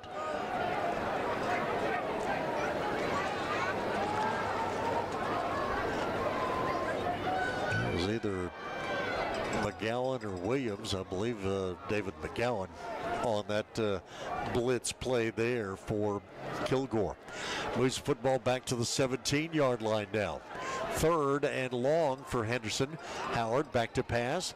Launches one toward the far sideline, intended for Mason Williams or Mason Jones, but Kilgore defender was right there with him. Howard's pass intended for number 11, Mason Jones. Sanders out there defensively. So for Henderson, it's a quick 4th down situation as the Lions have just not been able to get anything going offensively here tonight. So Kilgore will have one back deep to receive. Jones will stand at his own 5-yard line, gets the punt away, and again, keep it away from the Kilgore return man. Takes a nice bounce for Henderson out in the middle of the field at the 42-yard line. Howard's punt will be down at the 43-yard line, and that's where Kilgore will take over. First down. So first down for the Kilgore Bulldogs with 7:57 to go here in this first half. And again, Kilgore will start the drive in Henderson territory at the 43-yard line. 13-2. Kilgore leads it. And with 7:57 to go here in the half, Henderson cannot afford to let Kilgore go down the field and score again here. First down, 2 receivers near side, 1 to the far side for Kilgore. Handoff, Williams on the running play. Not much going on there. Henderson defense had that one played very nicely. Making the stop for the Lions, number 33, Mike Russell. So Russell in on the stop. The ball carrier, Rashawn Williams. And for Henderson, Eric Garza out there defensively. Jaden Bishop now in the ball game at a linebacker spot. Russell, another linebacker. Brian Williams, the defensive line. And Kilgore back to the line of scrimmage. Brooks waits for the snap, gets it. Quick throw, comes near side to Sanders. Sanders gets a block, gets around the defender, and will get down to the 35-yard line. Henderson coaches staff, Henderson faithful in the stands down below us, all calling for a hold on the receiver out here blocking for Dre Sanders. Do not get the call. At the 36-yard line is where the football is spotted. 3rd and 3 situation for Kilgore.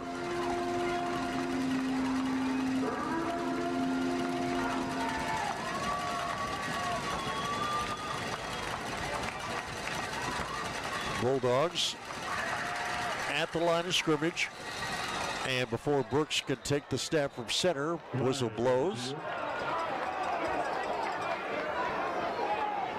Let's see what we have here with 7:02 to go in this first half. Delay a game on the offense. 5-yard penalty, 3rd down. So play clock had run out. Apparently, Kason Brooks did not see it.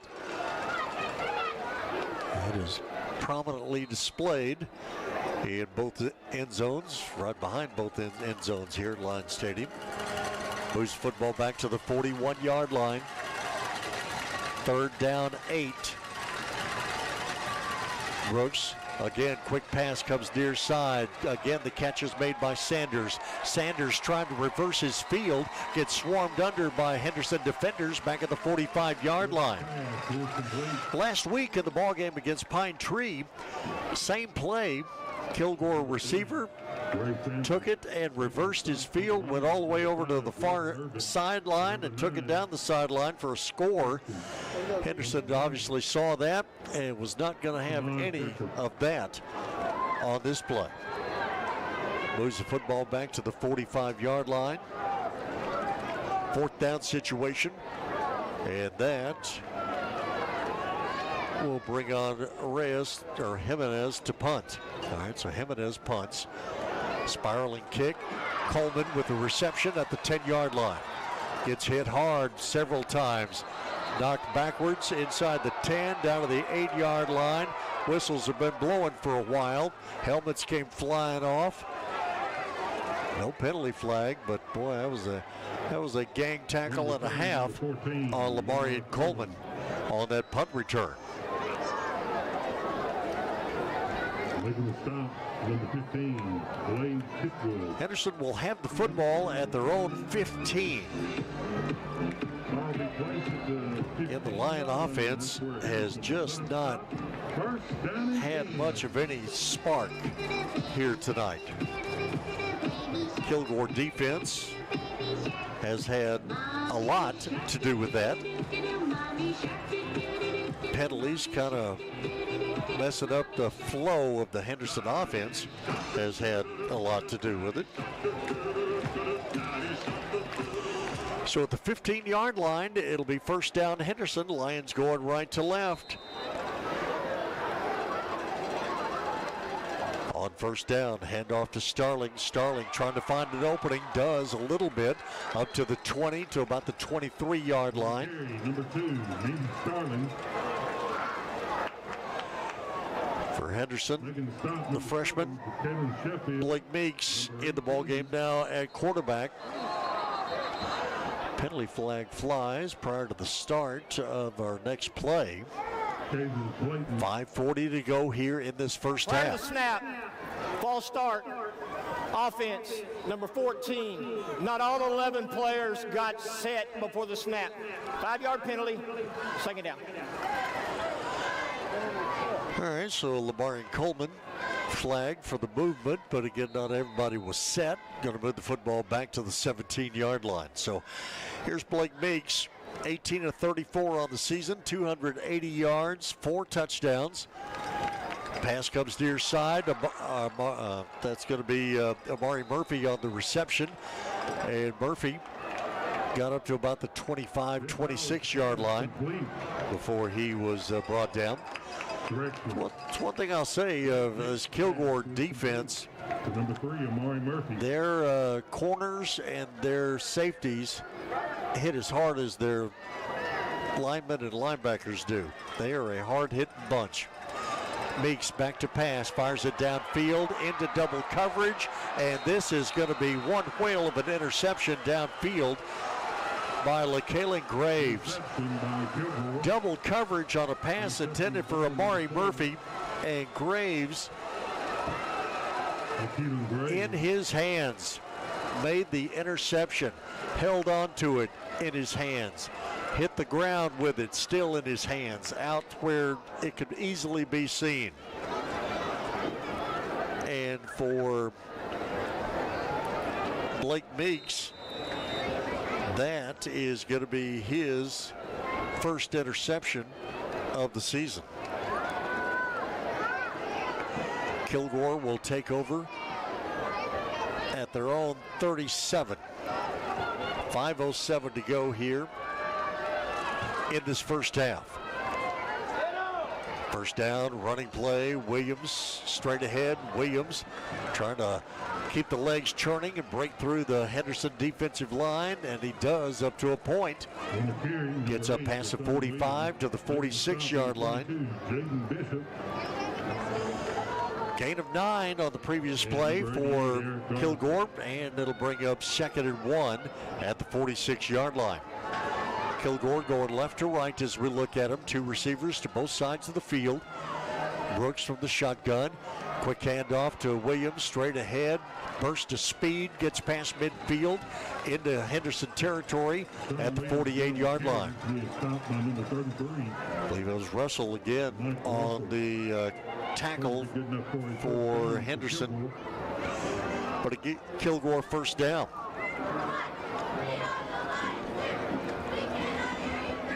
At the Henderson 47. 4 minutes to go here in this first half. Kilgore 13, Henderson 2. Here's Brooks on a rare keeper tonight, but he'll pull it down and run with it himself this time. It gets down to about the 42-yard line. Jason Brooks on the keeper, making the stop, number 33. So quick gain of 5, almost 6. We'll call it 2nd and 5.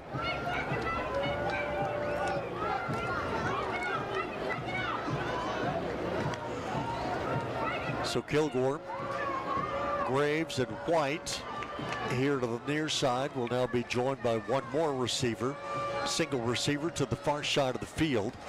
And Brooks looking that direction, fires it downfield, and this one is going to be over on the far sideline. And I believe that's going to be called a reception by Tyler Jonigan. Penalty flag through as well, but if Jonigan made the reception, and if the reception stands, then defense, number 7. That penalty decline, result of the play, first down. Yep, Kilgore declined that penalty and take that first down all the way down to the 11-yard line.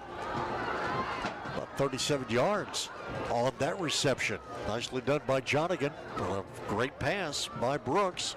As we go back to play, Brooks keeping it himself will be inside the 5 down to the Henderson 2-yard line. Omar Coleman making the stop for the Lions. So Kilgore, again, just a lot of experience, a lot of size, a lot of speed. I mean, they're good. And they can either methodically beat you down or they can do it by the big play. Here, football is at the 1-yard line. Brooks under center this time. Will turn, hand off. Waters on the carry, and he's not going to get it. Isaiah Waters, 5'11" senior. He's been on the varsity 3 years, and this was his first carry of the ball game, and he did not get in. I was surprised that Brooks did not just carry it on a quarterback sneak. First time that he had operated from under center in this ball game. 2:15 to go here in this first half. See if Kilgore tries to run another play before the 2-minute notification.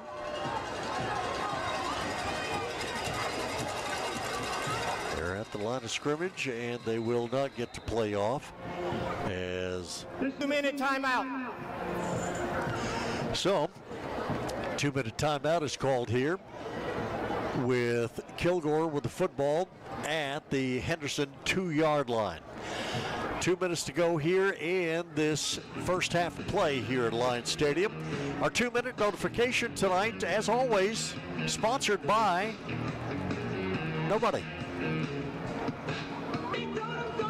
But we are going to step aside and take a break. We're back here in just a moment. Henderson football on KWRD 1470 98.5. If you live in a rural area, you also know that the power can go out for days or even weeks after a storm. Not only do you need your propane for heating, cooking, you need it for your generator. So if you're already set up for propane or would like to know more, call Gas and Supply. We can fill the large tanks for your home and farm, even have propane tanks available for lease. We can also fill up your gas grill cylinders. Call Gas and Supply 903-657-9166. 903-657-9166. 13-2. Kilgore leads it. Bulldogs knocking on the door at the Henderson 1, maybe the 2. After the 2-minute notification, again, Casey Brooks under center. Will take the snap, and he will just push or get pushed forward this time. And did he make it? Official on the far side says yes. And so Casey Brooks on a 2-yard run, tush push, if you will, for Kilgore with 1:56 to go here in the second quarter. So Lions defensively trying to hang tough here with Kilgore, but they are just an exceptional team, no doubt about it. Kick for Jimenez is up and good. So Brooks on the sneak. And with 1:56 to go here in this first half, Kilgore extends their lead over Henderson by a 20-2 score. So 20-2, that is our score. We're going to step aside, take a break. We are back here in just a moment. Henderson football here tonight on KWRD 1470 98.5. Hi, this is Mark Randall with Randall Dodge, Chrysler Jeep Ram in Henderson. All used cars are not created equal. Let's talk about certified pre-owned vehicles that we have here at Randall Dodge, Chrysler Jeep Ram in Henderson, Texas. 125-point inspection, 7-year, 100,000 limited powertrain warranty, 3-month, 3,000-mile max care warranty, roadside assistance, towing, and more. We also are offering 3 months, no payment with approved credit. So come see the difference at Randall Dodge Chrysler Jeep Ram in Henderson, Texas. Randall Dodge ChryslerJeep.com. For unbeatable wireless deals, come to your local AT&T store in Henderson, where the community-focused team helps you upgrade, transfer your data, or pick the perfect plan. Right now, get the Samsung Galaxy S25 Ultra, $0 a month with trade-in, or the iPhone 16 free on an unlimited plan. And if you're 55 or over, ask about our exclusive 55 Plus Unlimited plan. Drop by AT&T in Henderson today, 2127 Highway 79, Suite 600, across from McDonald's. Back at Henderson Lions Stadium, Reyes approaches for Kilgore to kick off. Another powerful kick that will go all the way into the end zone, but Justin Starling's going to bring it out. Starling gets up past the 15 to about the 17-yard line. He gets popped pretty good at that point. Penalty flag down as well. Starling.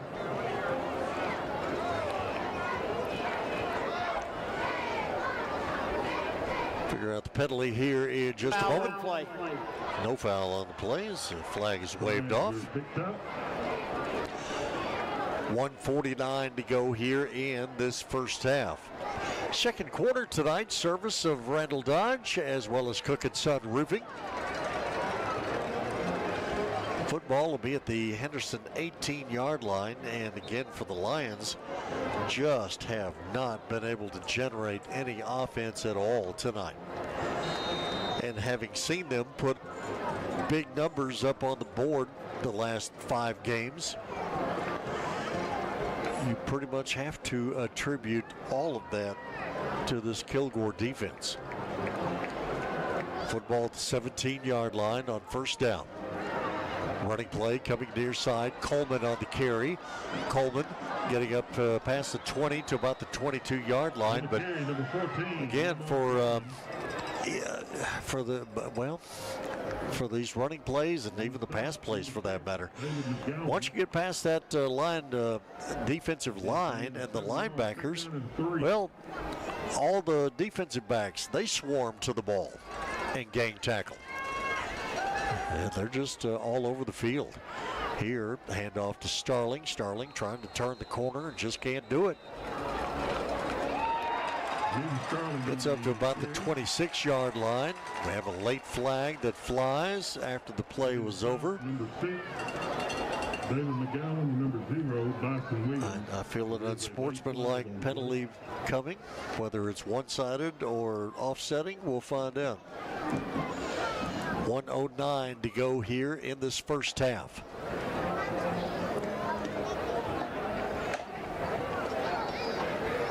After the play, unnecessary roughness, number 84 to the defense. 15-yard penalty, automatic first down. All right, so penalty there on Cameron Christian, the fine senior defensive lineman for Kilgore. Will move the football out to the 41-yard line for Henderson. Probably the best field position Henderson has had in quite some time. Here it's going to be a running play. I believe that's Meeks on the carry. He'll just keep it himself and get down to the 46-yard line. Or to the 44, let's make it. All right. So at the 44, Henderson right back to the line of scrimmage. Hand off again to Coleman. And Coleman will get down to the 48 before he is brought down. 37 seconds to go here in this first half. And Henderson will call for the timeout, their first in this first half. In second quarter of the contest here tonight, Service Cook and Son, as well as Randall Dodge. Real nice crowd on hand here tonight at Lions Stadium. For both Henderson and Kilgore, of course. It stands full over on the far side of the field as well. Kilgore, number 3 ranked team in the state, Class 4A Division I. State runner-up last year, lost out in the state championship game. Want to get back to that, I'm sure, and make a better showing this year. And again, they've got the talent to do it. No question about that. They offensively, they just beat you down as they have, getting to a 20-2 lead as we come up on halftime. And defensively, they run the field from all positions, and they hit hard when they get there. After the Henderson timeout, we get set to go back to play. Meeks back to pass, sets up a little screen out here to Coleman.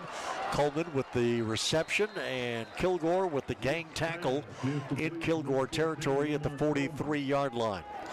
Coleman unable to get out of bounds, so with 28 seconds remaining in the half, Henderson will call for another timeout. Timeout, Henderson.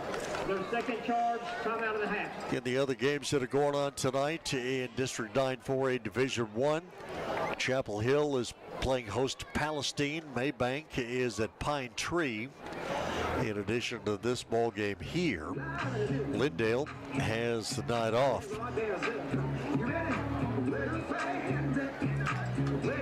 Coming up at halftime, as always, we will have the Henderson High Marching Band, line a drill team, everybody's performance at halftime. This is Distinguished Alumni Night. Prior to the ball game this evening, Darren Boon and Gina Gardner recognized as distinguished alumni. Had a chance this week to catch up with Gina Gardner, so we'll have that interview for you here at halftime as well. Kilgore 20, Henderson 2. That is our score. The final 28 seconds of the first half. Here's Meeks back to pass. Gets a pass out of the backfield to Starling. Starling says he never went down. He went around and round in circles, but he says he never touched the ground. But the official didn't agree. Puts the football down at the 29-yard line, and Henderson right back to the line of scrimmage. Lions will just spike it and stop the clock.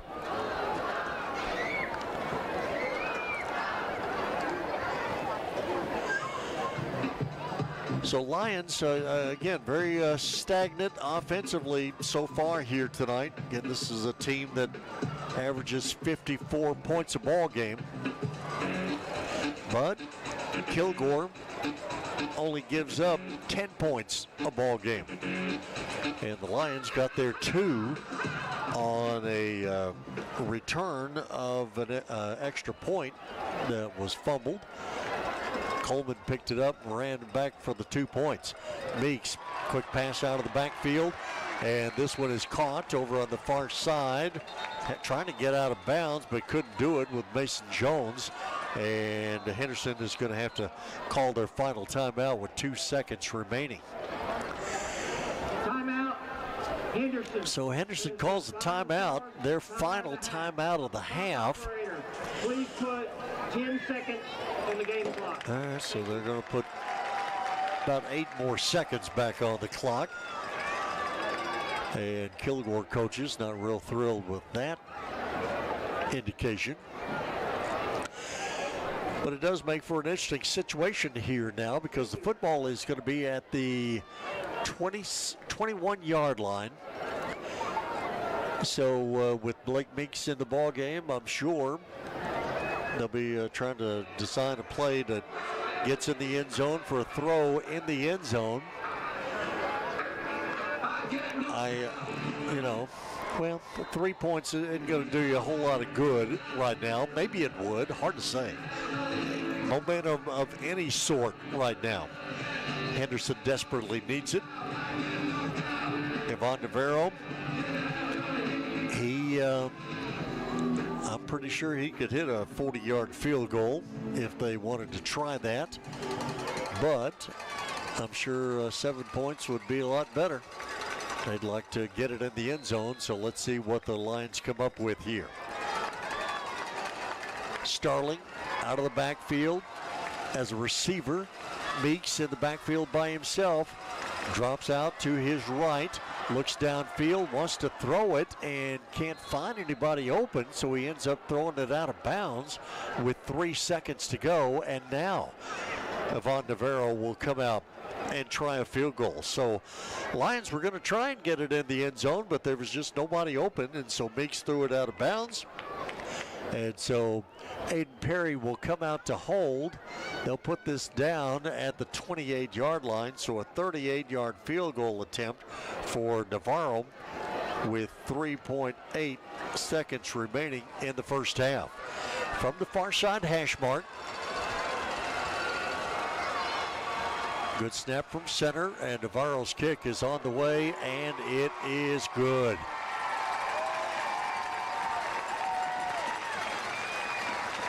Well, that worked out about as well as Henderson could hope, as they didn't get the throw in the end zone, but they do get the 38-yard field goal for Yvonne Navarro. That is his longest field goal of the season, and it comes on the final play of the first half.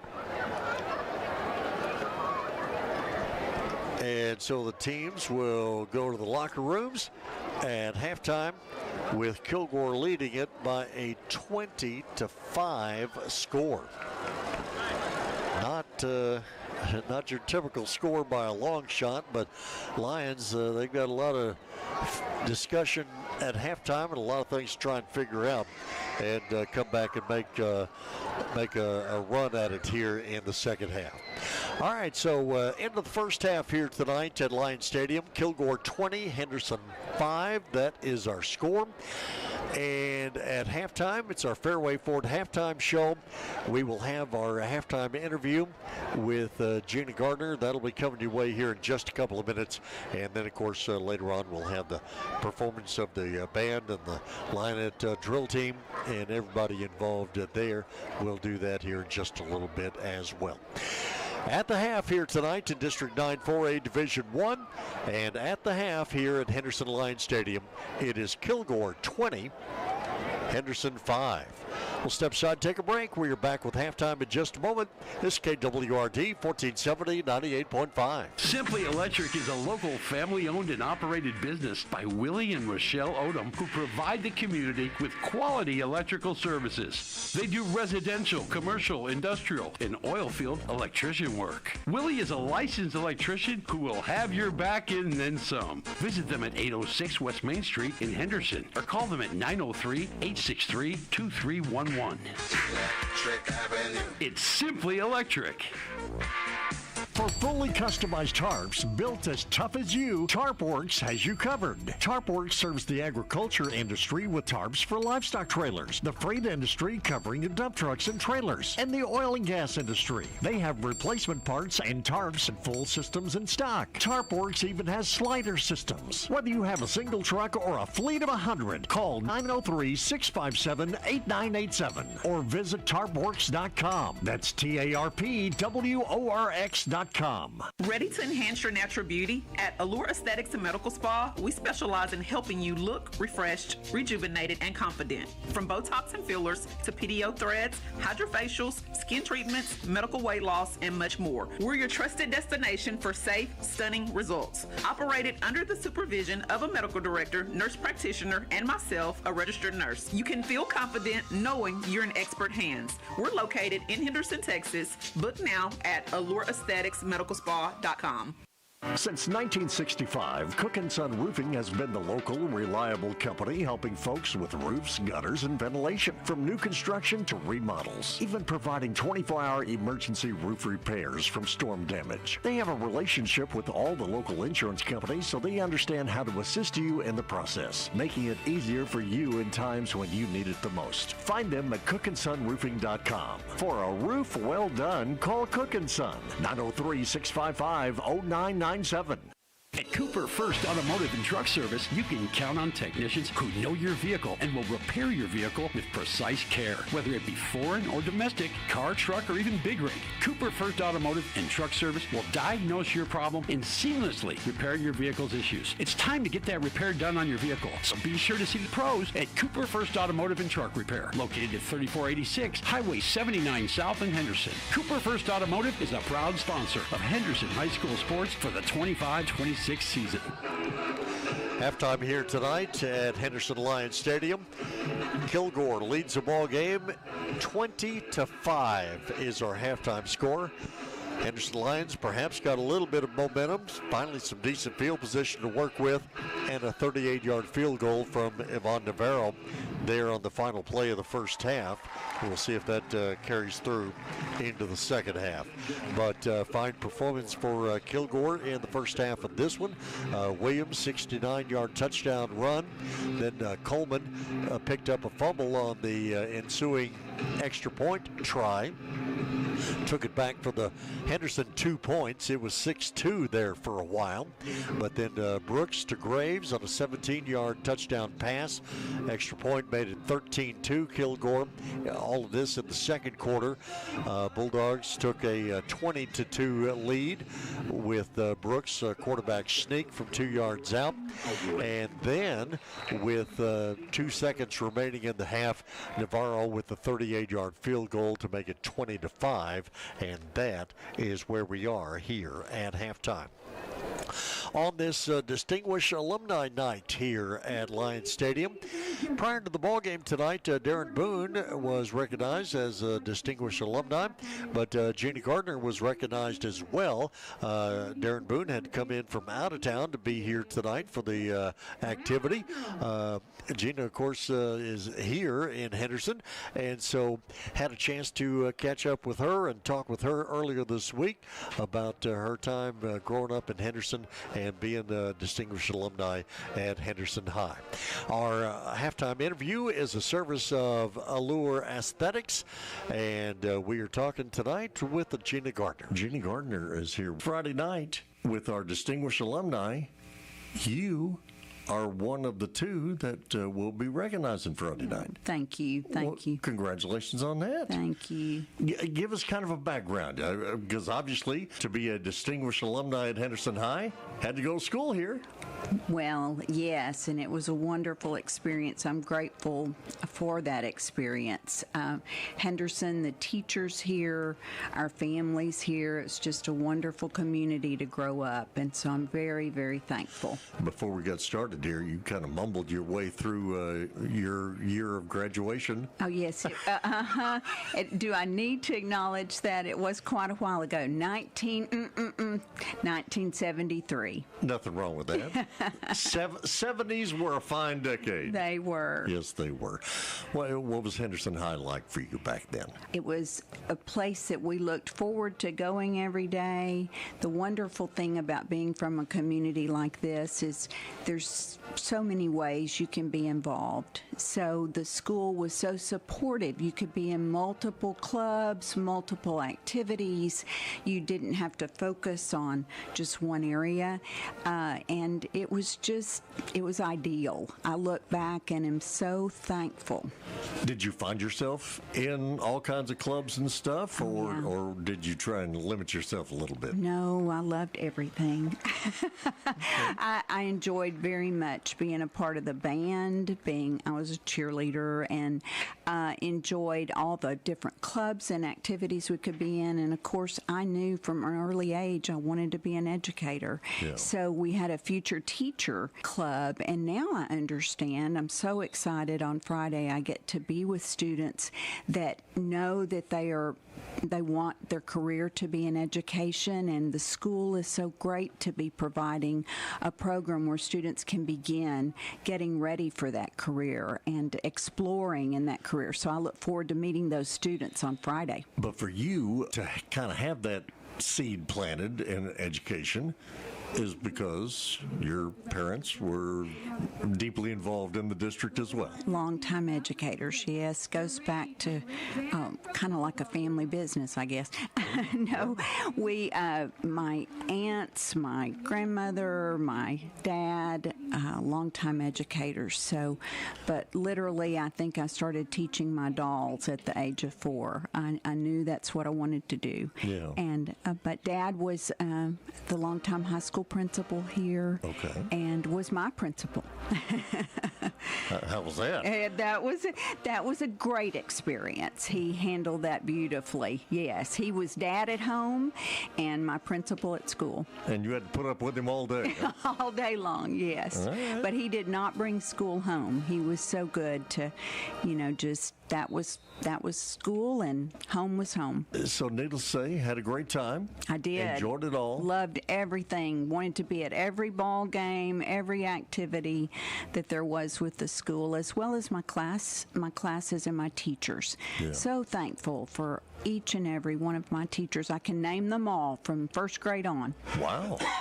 Okay. We didn't have kindergarten back in those old days. Sure. In the public schools. Yeah, we started in first grade. This whole distinguished alumni thing, was this going on back in your day, or had that not started? Actually, I was working in the district at the time we started it. I believe that it began around 1999. Am I right on that, David? I believe that's about correct. Okay. Yeah. Okay. Late 90s. Yes. So, no, at the time I was a student, we did not have that. Okay. When did you find out that you were being selected for this year? Oh, well, let's see. I think it was about a month ago. I was notified about it, maybe a little bit over that. Yes, and a group of my I was a principal here for a long time, loved every minute of that. Okay. And a group of my teachers, I think, nominated me for this, and so that was, I kind of teared up when they told me about that. Sure. I mean, it's not something you asked for, not something you went out and politicked for. Well, it just happens, right? Well, I'm very humbled by it. I'm like, they must have been really hard up this year. She's more humble than she knows, Mark. I understand that. Back in your principal days, were you being shuffled around from campus to campus, or did you get to be principal at one campus for a while? You know, at the time, I'll give you a little history on that. At the time I was here as principal, we had a campus that we had a kindergarten and pre-K, which still do. We had a first through third, but we had 3 of those. We had Central, Montgomery, and Chamberlain. And during my career as principal, we actually then moved toward where we had our schools were, the size of them. We had challenges in balancing the numbers and all that. Sure. And so we made a determination with the families. We worked alongside the families to make this decision. We kept the pre-KK, and then we had a first grade campus, we had a second grade campus, and a third grade campus. And now they've gone back to really what we had originally. So I started at Central. I was there most of my principal career, loved every minute of that. I get to be with a couple of my former students who are now teachers in the district, and that just thrills me. Yeah. And then I went to Chamberlain as the third grade principal for a while, and then from there became an administrator in the district. Okay. Worked as in curriculum instruction, special program area, which is a love of mine, and then also worked in the early days of our education foundation. Okay. That's still in existence, yeah. Needless to say, spent some years in Henderson ISD, and then you ran off to be a Weatherford Kangaroo? I did. I was a Roo. Wow. That's right. I went from being a Henderson Lion to a Roo. That was quite an adjustment. I'll bet it was. Because, once you're a Henderson Lion, you're always a Henderson Lion. Well, it was a change of scenery, too. It was. It was. For the young educator, or the future educators that you talk to, you kind of explain that to them that, this can take you, it doesn't have to be right here. Yes. This can take you places. Yeah, I look forward to visiting with the students about that, there's lots of options in education for them, and finding their passion is such a key to them being the best they can be as an educator, but also bringing the best and building potential in their students. So, yeah, when I went to Weatherford in curriculum instruction and that kind of area, but also they did not have an education foundation and wanted to begin one. So I started the foundation there for them. Okay. Worked with them, their community, to do that. It was fun. How about that? And then after that, you decided you wanted to go see what the big city was all about, huh?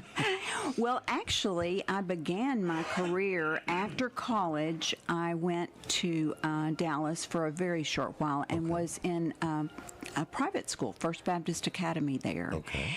And so it was kind of going back to Dallas. But the way I got there was my superintendent in Weatherford, Dr. Kathy Bryce, she was hired as superintendent in Highland Park. Yeah. And so she was there, I think she was there about a year, and called me and said, we're really needing some help in our curriculum instruction area. And so I applied for that position, but kind of followed my superintendent from Weatherford there. Yeah, so how long did you stay at Highland Park?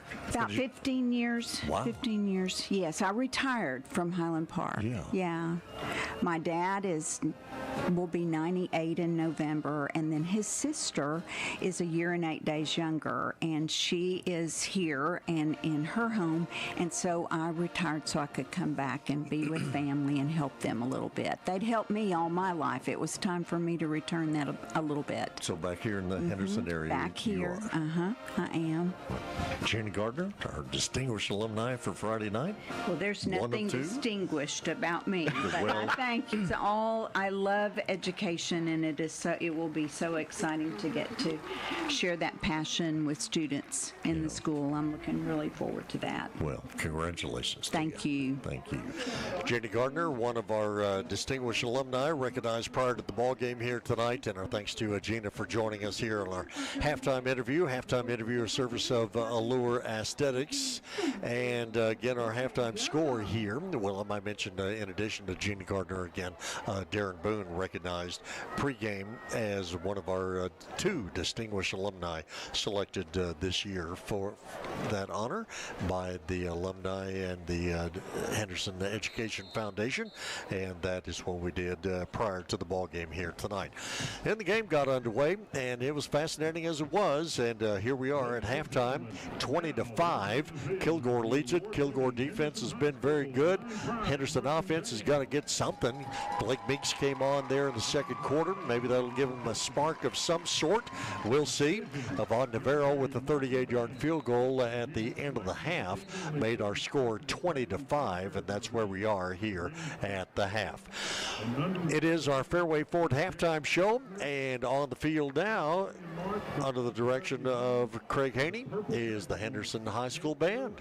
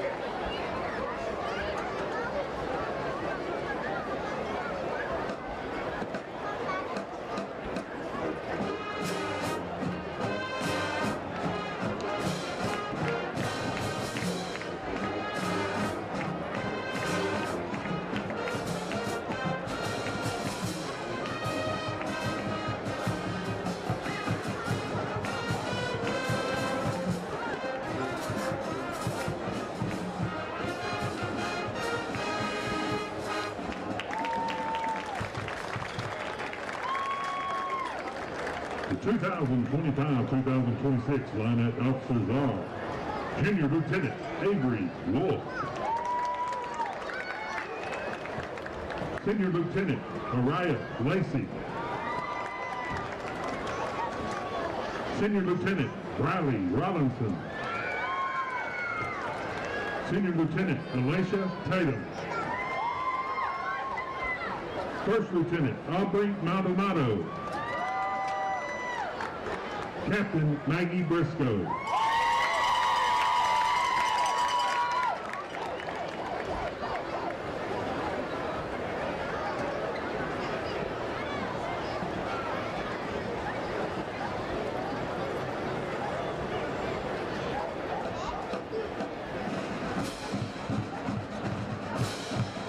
Ladies and gentlemen, now entering the field are the Henderson High School Lionette. Please put your hands together for these ladies as they perform a hoop routine to One Direction hit, Drag Me Down.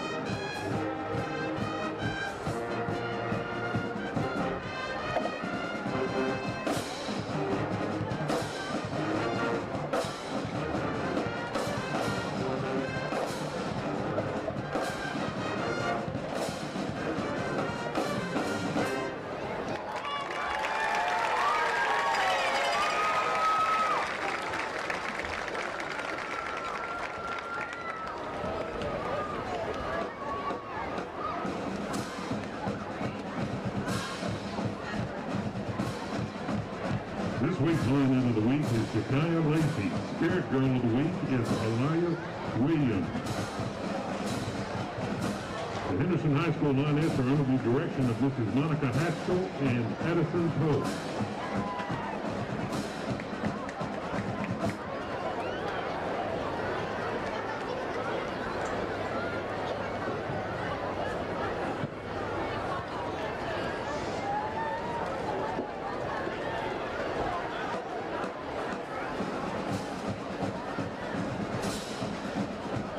Ladies and gentlemen, you are in for a treat tonight. Now taking the field is the award-winning Henderson High School Lion Pride Majorettes, joined by the 2025-2026 Henderson Mini Majorettes. These aspiring Lion Pride Majorettes range in age from kindergarten to 8th grade. Please watch and cheer as they perform this evening with the Lion Pride Band and Majorettes to the Land of 1,000 Dances.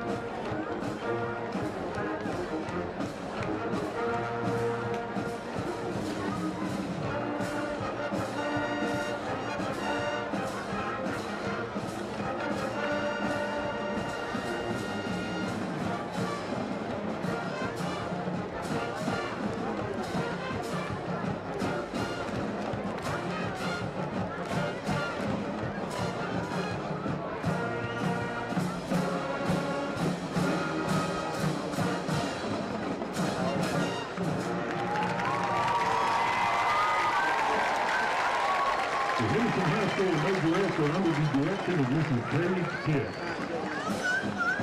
The Lion Pride Marching Band is under the field direction of drum majors Rory Richardson, Tanner Davis, and Emily Heffler. Pizza twirler is Melinda Cooley. The Lion Pride section of the week is the Alto Henderson High Band, their performance here at halftime. Band under the direction of Craig Haney, and drill team, majorettes, and everybody performing here at halftime. And here at the half, it is a 20-5 Kilgore lead, as we are back once again here at our halftime Fairway Ford halftime show. Quick look at some stats from this first half. Not used to having this, but Michael Searcy has been hard at work tonight, doing some stats for us, and we appreciate that. Kilgore leading the way 10-8 on first downs. Bulldogs have 212 total yards to Henderson's 106. Lions offensively just unable to get anything going in that first half. 80 yards passing for Kilgore to 67 for Henderson. 132 yards on the ground for the Bulldogs, only 39 for Henderson. One turnover, the Blake Meeks interception there in the first half. Time of possession, not terribly lopsided. It just feels like Kilgore's had the ball a lot. 13 minutes to 10 minutes for Henderson.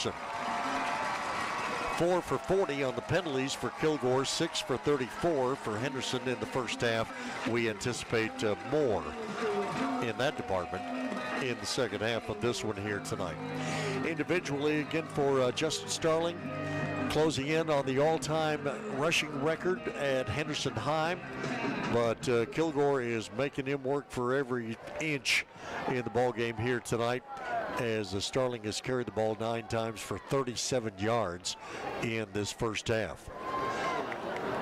Betts Howard 6 of 11 passing. Blake Meeks 3 of 6. Again, Meeks with his first interception of the season for Kilgore. 5 receptions in the first half for Dre Sanders for 18 yards. So Kilgore leading this ball game by a 20-5 score. Williams on the 69-yard touchdown run, first time they had the ball. Coleman picked up the fumble on the extra point try, took it all the way back for the 2-point conversion. So Kilgore led 6-2 there for a while before Brooks hit Keelan Graves in the end zone for the touchdown to make it 13-2. Brooks on the quarterback sneak made it 20-2, and Avon Navarro with the field goal just before halftime to make it 20-5. Elsewhere in the district tonight, Pine Tree leading Maybank 44-8. Chapel Hill leading Palestine 48-14. Understand Palestine had like a 14-0 lead in that ball game before Chapel Hill woke up and got after it in that contest. All right, so we get ready to start this second half. And for Henderson, Lions will kick off. High pooch kick coming here to the near side. Fair catch made by Kilgore at the 28-yard line. So we will see what kind of adjustments have been made at halftime for both these teams, because Kilgore probably just needs to keep doing what they've been doing. Henderson need to obviously make a stop here on the first drive of the second half. But more importantly, once you get that football, you got to do something with it here.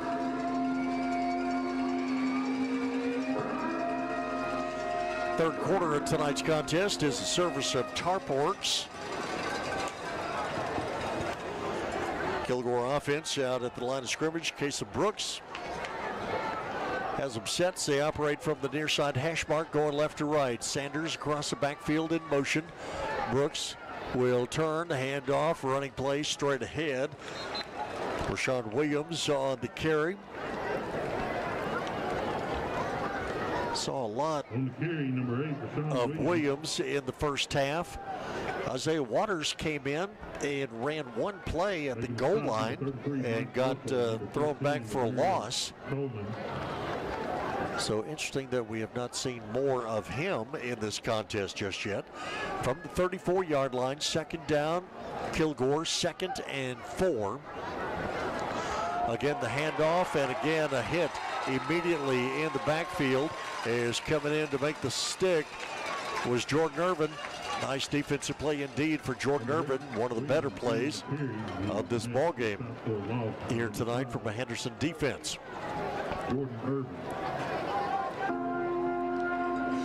11:02 to go here in this third quarter. Just underway here in the third, 20-5. Kilgore leads it. Bulldogs looking at a third down at their own 32-yard line. And Kilgore going left to right here in the third. Motion out of the backfield by Waters. Quick pass, and that's going to be perhaps a lateral as the pass went a little bit behind Brooks back to the 25-yard line, but it was incomplete. And it is going to bring up a fourth down situation for Kilgore. So from a Henderson standpoint, at least you did what you needed to do there and stop Kilgore's offense and make them punt. So it's going to put Jimenez back in the ball game to punt for Henderson. Lamarian Coleman is back deep to receive. He'll stand at his own 32. Jimenez will get the punt away from around his own 20. Left-footed kicker hits this one straight to Coleman. Coleman with the reception, trying to break the defensive tackle there from Kilgore and can't do it. The Bulldogs got down on the field on the punt quickly and made the play. And for Henderson, they will have the ball at their own 37-yard line. 10.5 minutes to go here in this third quarter. First down and 10.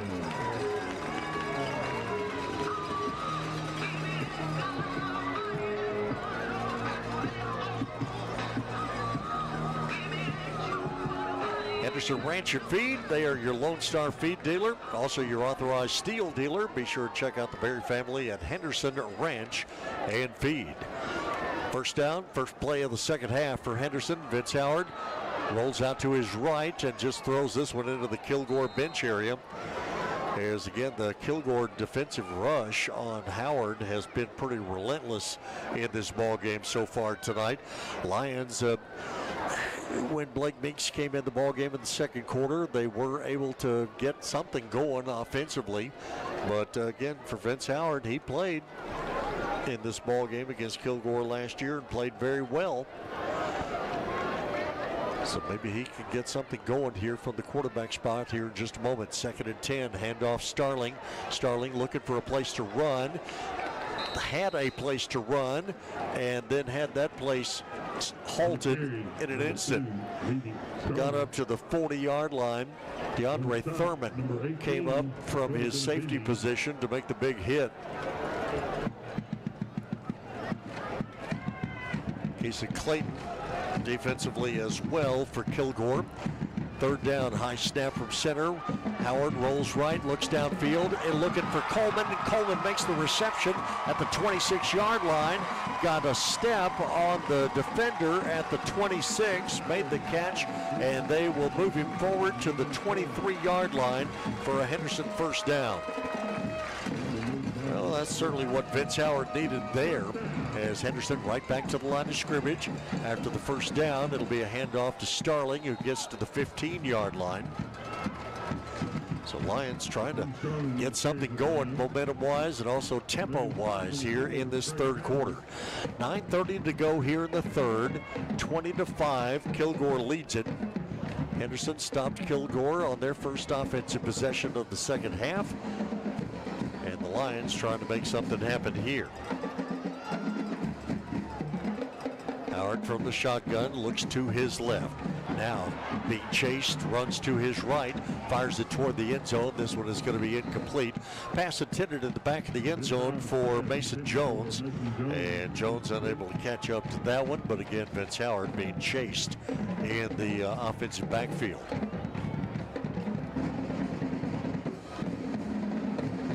So for Henderson, brings up a 3rd and 8, almost 9 situation. From the Kilgore 16-yard line, Henderson in their blue jerseys tonight with the white numerals, the white pants, the blue helmets. Kilgore in the white with the red numerals and black trim. Coleman across the backfield in motion. And again, a stoppage in play. Henderson will call for a timeout before we start that particular play. So the Lions use their first timeout of this second half. And so with the timeout on the field, 9:03 to go here in this third quarter. We'll step aside, take a break. Kilgore leads it over Henderson by a 20-5 score. We are back here in just a moment. This is KWRD 1470 98.5. Simply Electric is a local family-owned and operated business by Willie and Rochelle Odom, who provide the community with quality electrical services. They do residential, commercial, industrial, and oil field electrician work. Willie is a licensed electrician who will have your back and then some. Visit them at 806 West Main Street in Henderson or call them at 903-863-2311.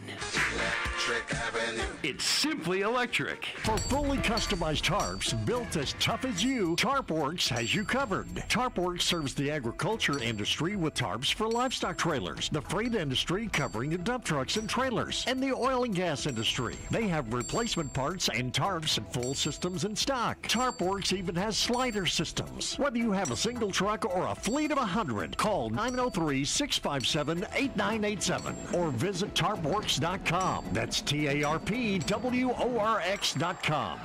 As we go back to play, a pitch forward to Lamarian Coleman on the pass play, little shovel pass, and Kilgore had that defense from one end of the field to the other. Coleman kept trying to get away. Kilgore, they would just come with another batch of tacklers to make the stop on Coleman for a loss back to the 25-yard line.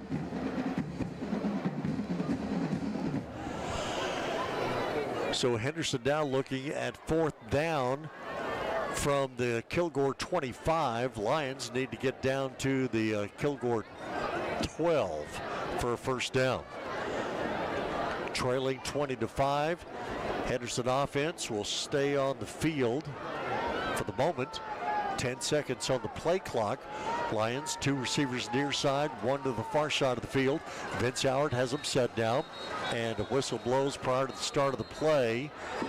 And Henderson has used their second timeout. Henderson, their second charge, timeout of the half. Wow. It's almost reminiscent of the Henderson teams back in 2021 when they would use two timeouts so early in the second half. So the timeout taken by Henderson with 8:13 to go in this third quarter. Third quarter tonight, service of TarpWorks. And the timeout gives the Lions one to work with for the remainder of this ballgame. 20-5 our score. We'll just hang on to it right here.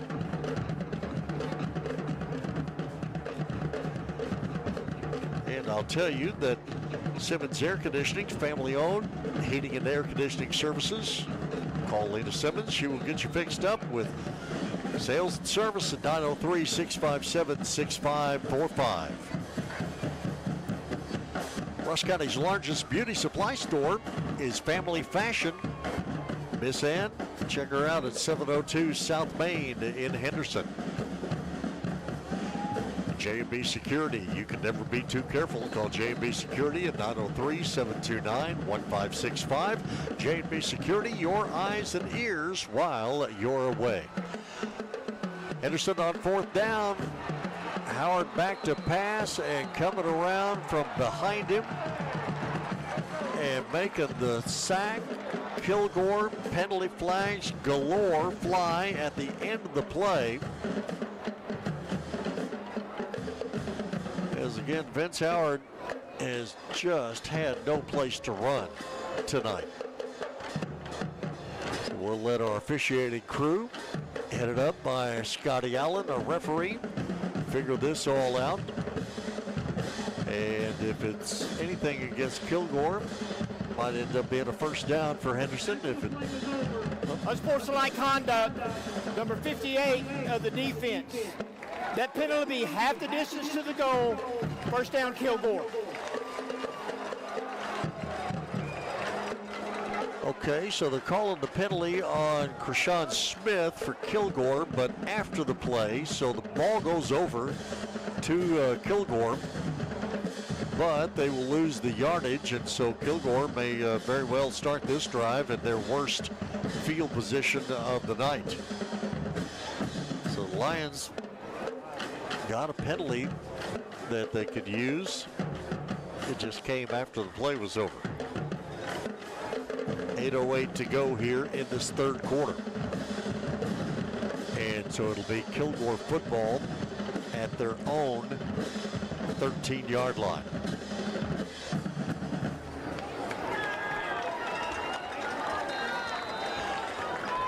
From the 13,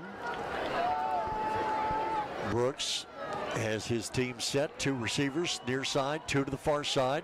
Hand off to Williams straight ahead. Williams slithers his way through the Henderson defense up to about the 19-yard line. Rashawn Williams, junior running back for Kilgore. Good hard runner. They have Isaiah Waters and David McGowan that are hard runners as well. On the next play, a little movement along the Kilgore line, but no stoppage in play. Hand off to Williams once again. Williams, as he runs straight ahead, runs right into a whole host of Lions. Colt Leshner, one of many, in on that tackle. But not until he gets up to about the 23-yard line, and that is enough for a Kilgore first down. Number 22, Jaden Bishop.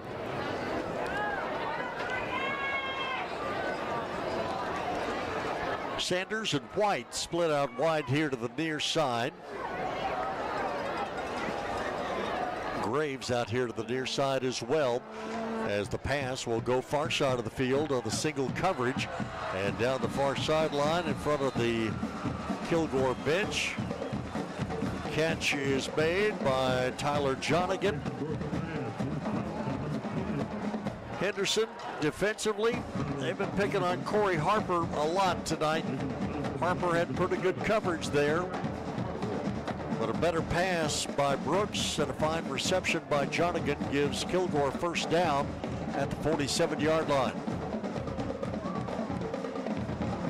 So on first down from the 47, running play, coming near side and out of bounds in the Henderson bench is Rashawn Williams.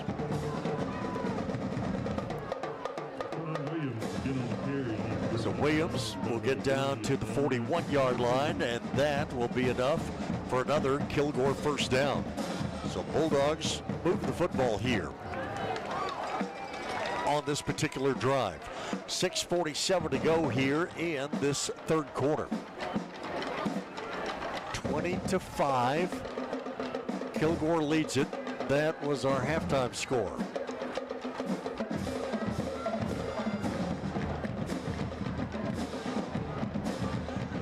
Brooks from the shotgun.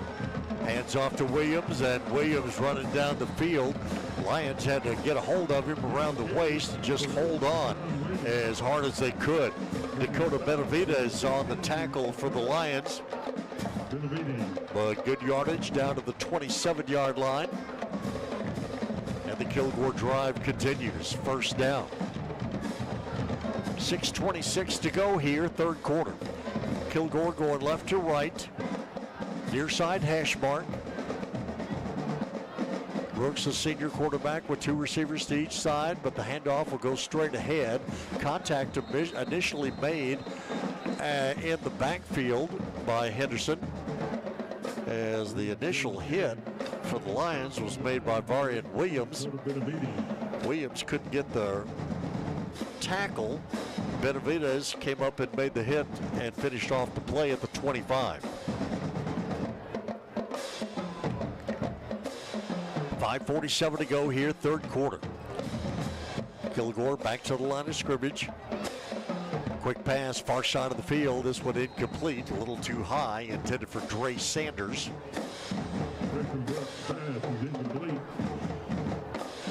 At Kilgore, they will stack these receivers One will block for the other one. You know what's coming. Henderson has done their best to make a play on the ball, on the pass tonight. They've gotten close a few times. An interception going the other way would be a fantastic thing right about now. 3 receivers, far side, 1 here to the near side.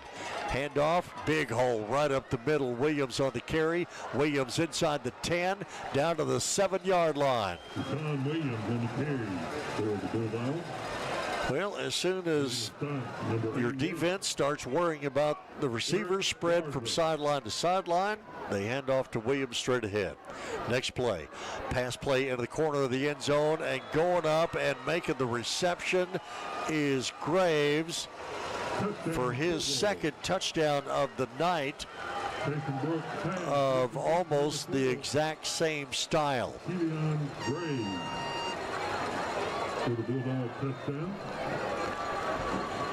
So Kilgore on the board here in the third quarter. Second touchdown reception of the night for Graves. Both in the same corner of the end zone. Jimenez on to attempt the extra point. Lions came through and looked like they were close to blocking it, but did not. Our score here at Lions Stadium. Kilgore 27. Well, Kilgore extends her lead here in this third quarter on the touchdown pass with 5:19 to go in this third quarter. Kilgore 27, Henderson 5. We'll step aside, take a break. We are back here in just a moment.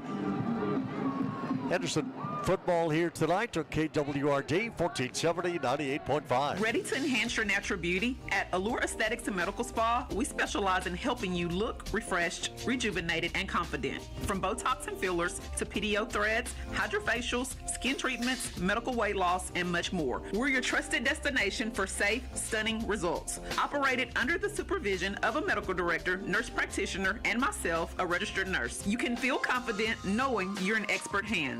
We're located in Henderson, Texas. Book now at AllureAestheticsMedicalSpa.com. Kilgore Bulldogs 27, Henderson Lions 5 in District 9-4A Division I football action here tonight. Star Laundry Wash and Fold pickup and delivery service available for you at Star in Henderson. Star Laundry Wash and Fold, your home and business laundry service. Reyes will kick off for Kilgore. So the Lions stopped them. First time they had the ball in the second half. Second time they drove it the length of the field. Kick will go into the end zone. Kilgore drive started back at their own 13-yard line. Kickoff will go into the end zone. Ended up with a touchdown pass. Brooks to Graves, second time tonight that duo is hooked up for a score. Both on the identical play. Just raise up and throw it to a spot and let your 6'3", 6'4" receiver go get it. And that's exactly what Graves does. Graves had an interception earlier in the ballgame as well. So he is very, very good at catching the ball in his hands, which serves him well on those alley-oop type passes. Henderson at their own 25-yard line.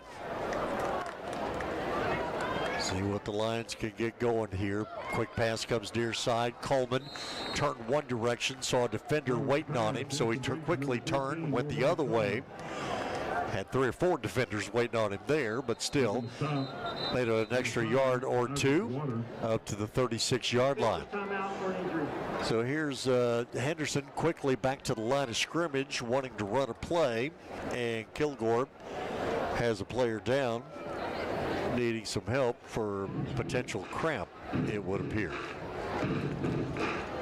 So that's that's one way of slowing down a team that's trying to run tempo.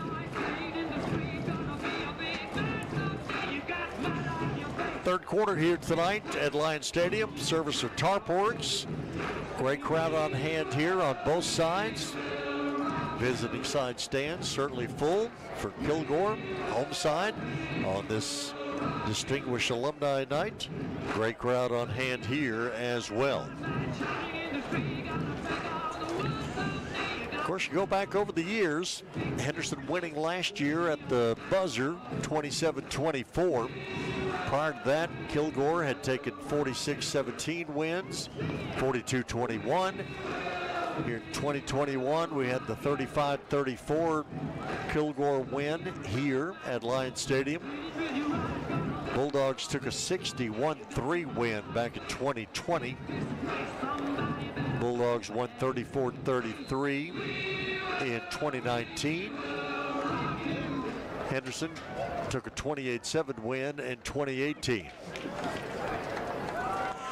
Here we go back to play, running play.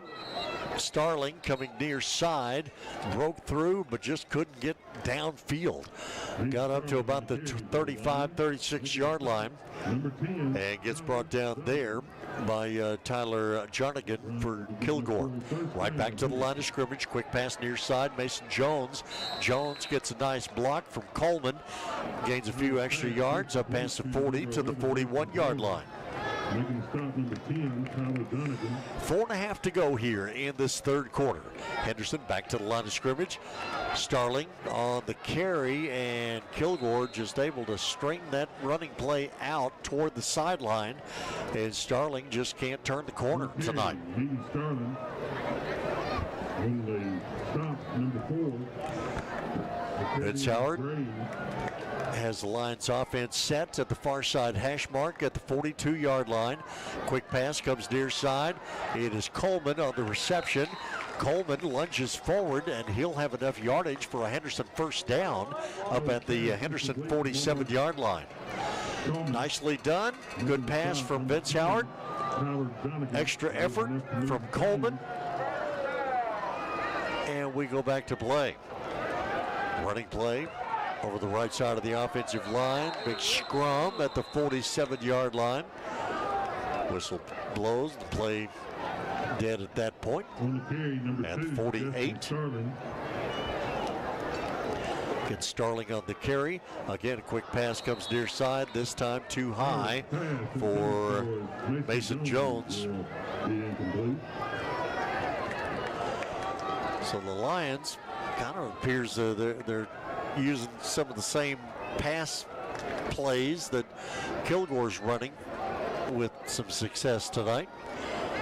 Throw a quick pass to the sideline, let one receiver block for the other one.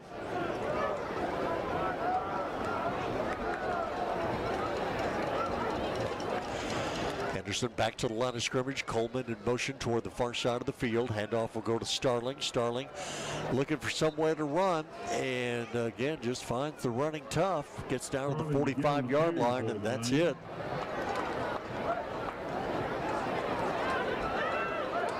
Taking stop number 58. 3:10 to go here in this third quarter.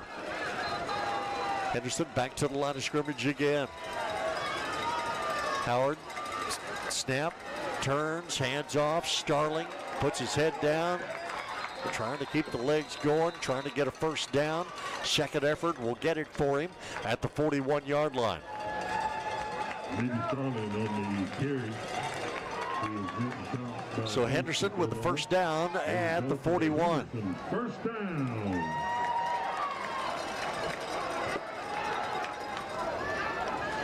Quick pass again near side. Mason Jones on the reception. Jones inside the 40 down to about the 37 yard line. Making the stop number 3, Dre Sanders. Number 5, Isaiah Waters. And Henderson, tempo right back to the line of scrimmage. Starling on the carry. Starling breaks the line of scrimmage inside the 30 down to about the 27 yard line before he is tackled. Making the stop number 4. Caleb Graves in on the tackle, among others, for Kilgore. Another first down for Henderson with 2:07 to go here, third quarter. Howard takes snap from center, drops back to pass, looks downfield, fires one toward the end zone, and this one is off the hands of the intended receiver. Trying to get a pass to Braylon Walker.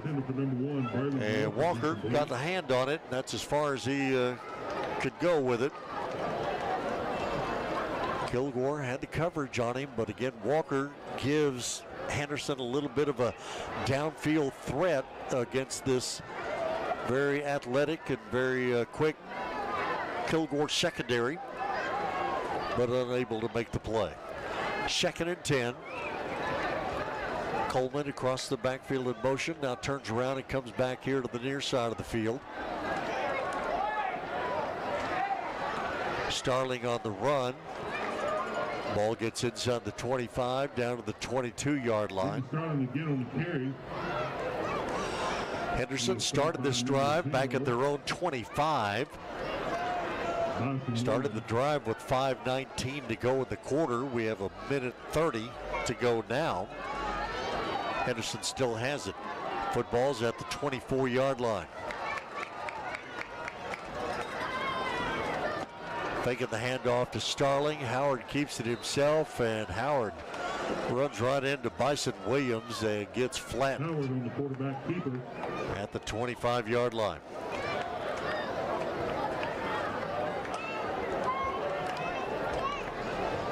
Clock runs, 1 minute to go here, third quarter. 27-5, Kilgore lead. Everybody in kind of tight here for Henderson on the play. Howard rolls to his left, looking for somebody, can't find anybody, ends up throwing the ball out of bounds. Kilgore, Isaiah Waters, ends up making a tackle on Vince Howard all the way back at the 48-yard line, about 5 seconds after he had thrown the ball out of bounds.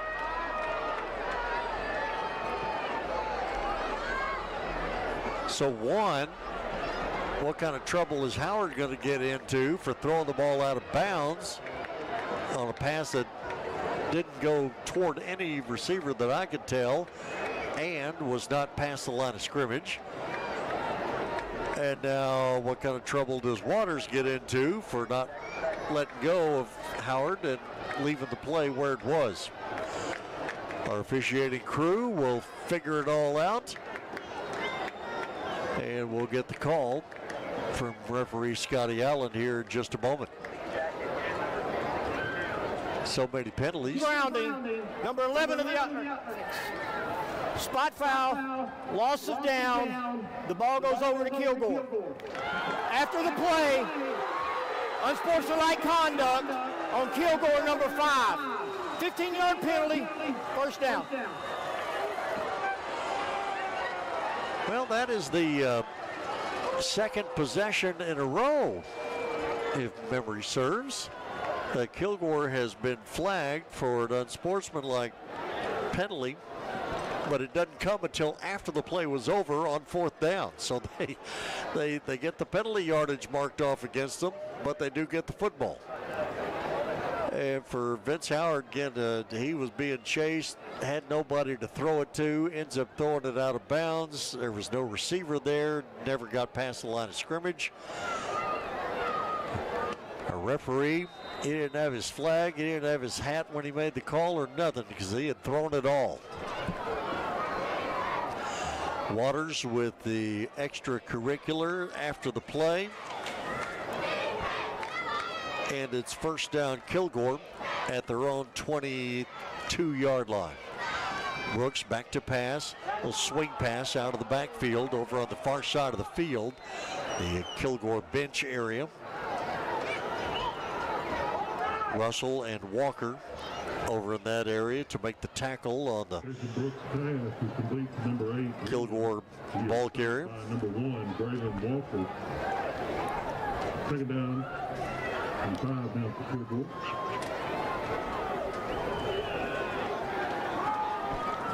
Please start the game clock. Game clock gets started here with 30 seconds to go in this third quarter. And Kilgore looks like they will just mosey over to the sideline and finish out the third quarter as it is. District 9 4A football action here tonight. Annual get-together with the Henderson Lions and Kilgore Bulldogs. And as we go to the fourth quarter here tonight at Lions Stadium, it is Kilgore 27, Henderson 5. We'll step aside, take a break. Back with fourth quarter action in just a moment. This is KWRD 1470 98.5.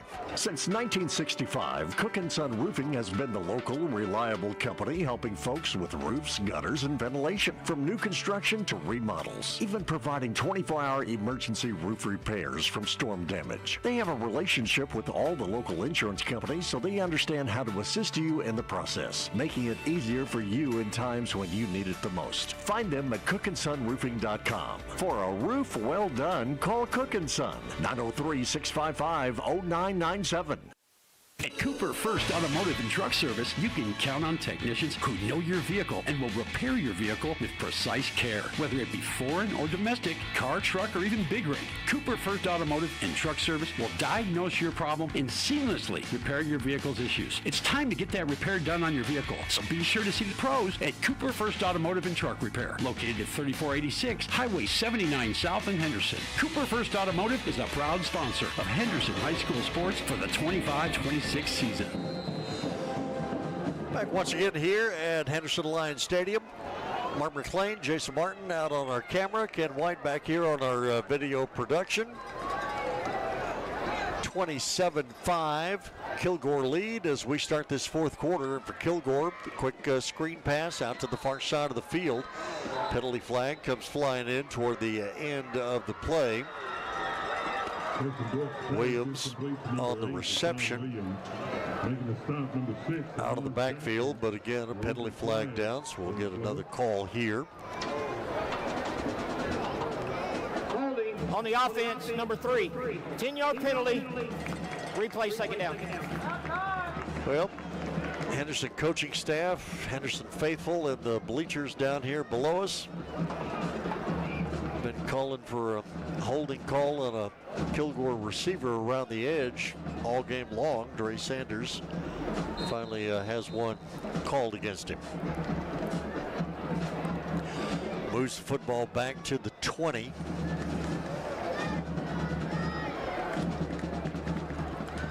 Quick pass comes near side. It's going to be intercepted. Harper with the interception and the return.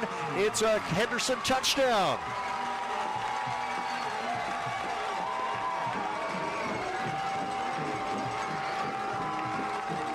Well, good for him. Corey Harper has been beat several times in the ballgame tonight. He's had a couple of touchdowns caught over the top of him. He returns the favor here with the interception return of some 20 yards for Corey Harper, and Henderson with a much-needed boost here. 11:38 to go here, fourth quarter. Aiden Perry is on to hold. Devon Navarro with the extra point, and his kick is up and good. And the extra point is good. Well, kind of new with Kason Brooks and just the way he throws the ball. He kind of telegraphs it. It's a tough thing to take your chance on that. You take your chance, you either get burned big time for a big play for Kilgore, or you might intercept it and take it back for a score. And that is what Corey Harper did right there. So good for him. And it tightens up this ball game a little bit now as Kilgore maintains their lead, but now it is 27-12. But again, from an offensive standpoint tonight, Lions have not been in the end zone. They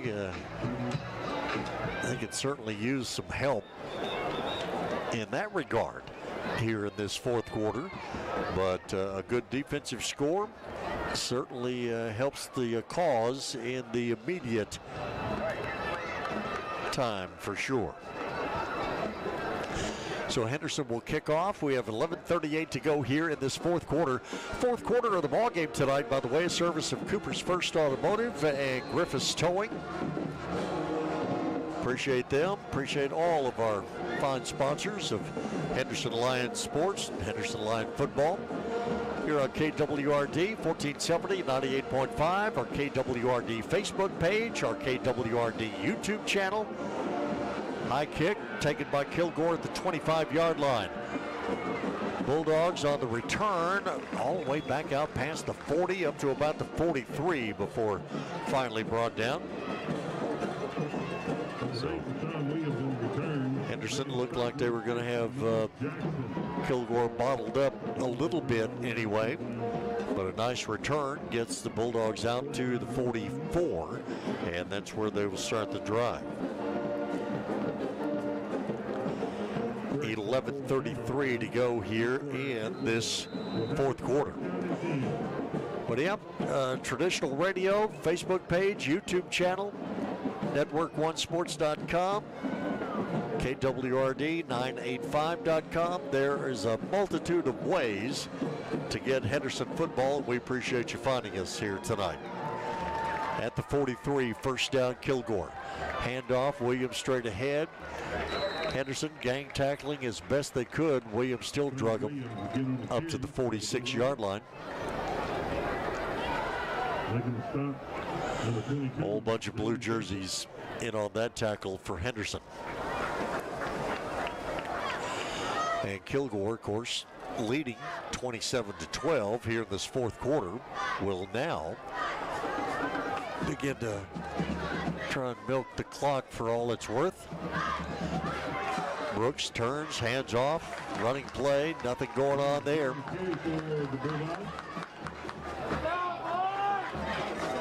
Coming up to make the tackle for Henderson was Samaj Deckard. But again, Kilgore taking their time as they'll go back into a huddle. Casey Brooks goes all the way over to the far sideline to get the play from coaching staff. Football at the 48-yard line. It is third down, Kilgore. Brooks from the shotgun will just pull it down and run with it himself, and he will get nowhere.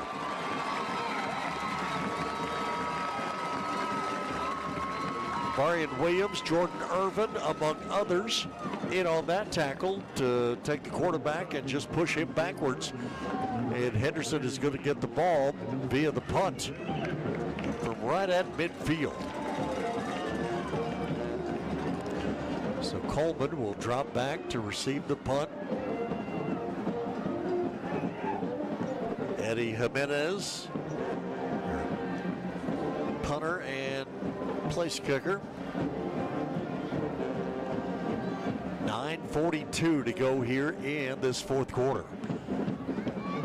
High kick that Coleman will stay away from, and it will take a Henderson bounce all the way back out here past the 30 to the 31-yard line. Kilgore couldn't catch up to the ball fast enough.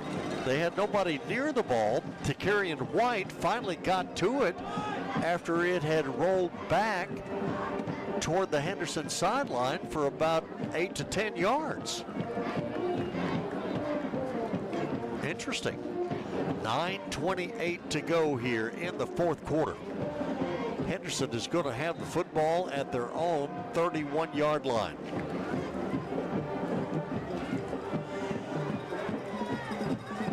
Lions offensively have done much of nothing tonight.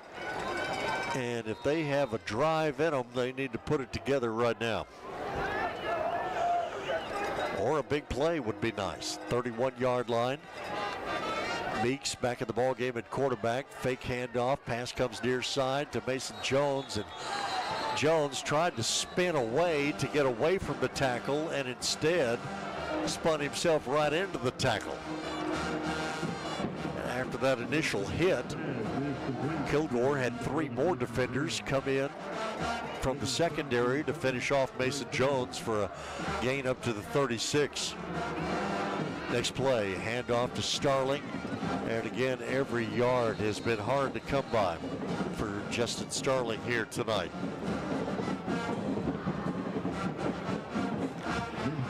825 yards rushing, 19 touchdowns on the season for Starling coming into the ball game tonight.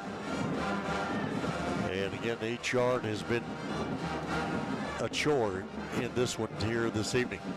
Quick pass near side to Coleman. Coleman splits the defenders at midfield. Coleman down the sideline, got pushed but did not go out of bounds. Oh, the official is going to say he did step out of bounds.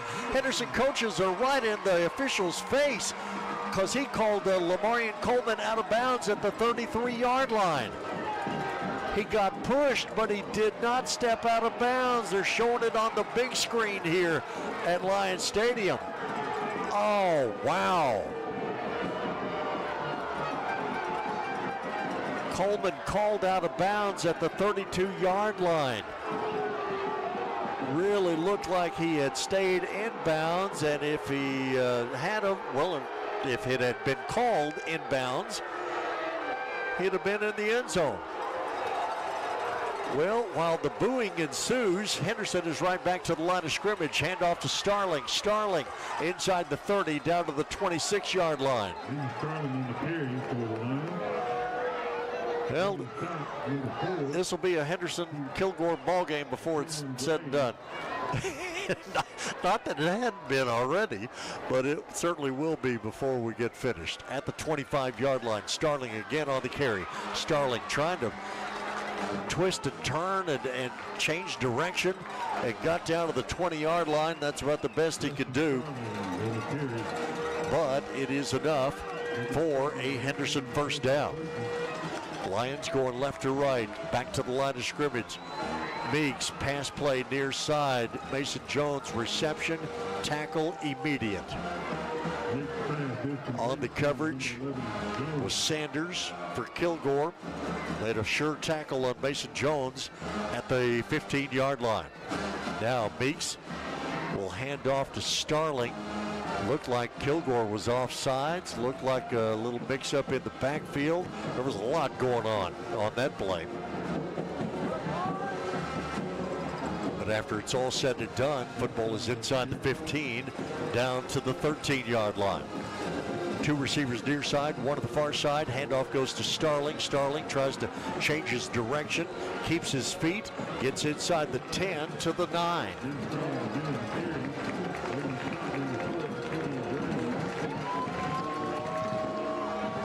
Henderson right back to the line of scrimmage. Football just inside the 10-yard line. Blake Meeks from the shotgun. Fake handoff. Pass near side to Coleman. Coleman gets wrapped up around his leg as Sanders had him around his ankle. And that's all he could hold on to. Coleman ends up out of bounds. 7:08 to go here in this fourth quarter. And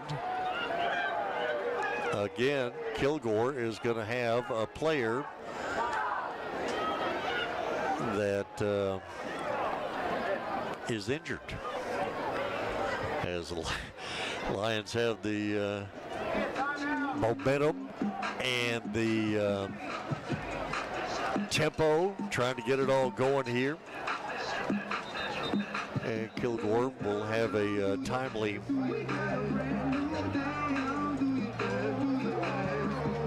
injury for the player. It ends up over on the far sideline.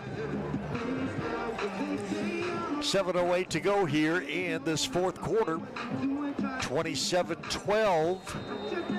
Kilgore leads it. Kilgore, number 3 team in the state in Class 4A Division I. Both teams 4-1 in the season. Both teams 1-0 in district play.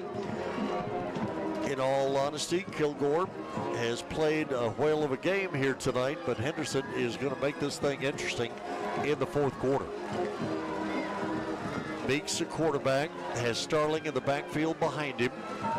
Football is at the 8-yard line.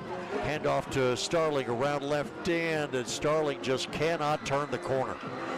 Got to the 6, and that was where he was met by a whole host of white-jerseyed Kilgore Bulldogs. Graves was in there. Travis Holmes in on the tackle. It is 3rd down.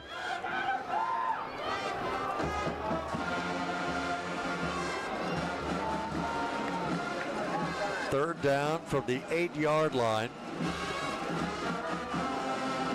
Meeks rolls out to his right, keeps it himself and gets hit hard and stood up. Again, defensively, Isaiah Waters.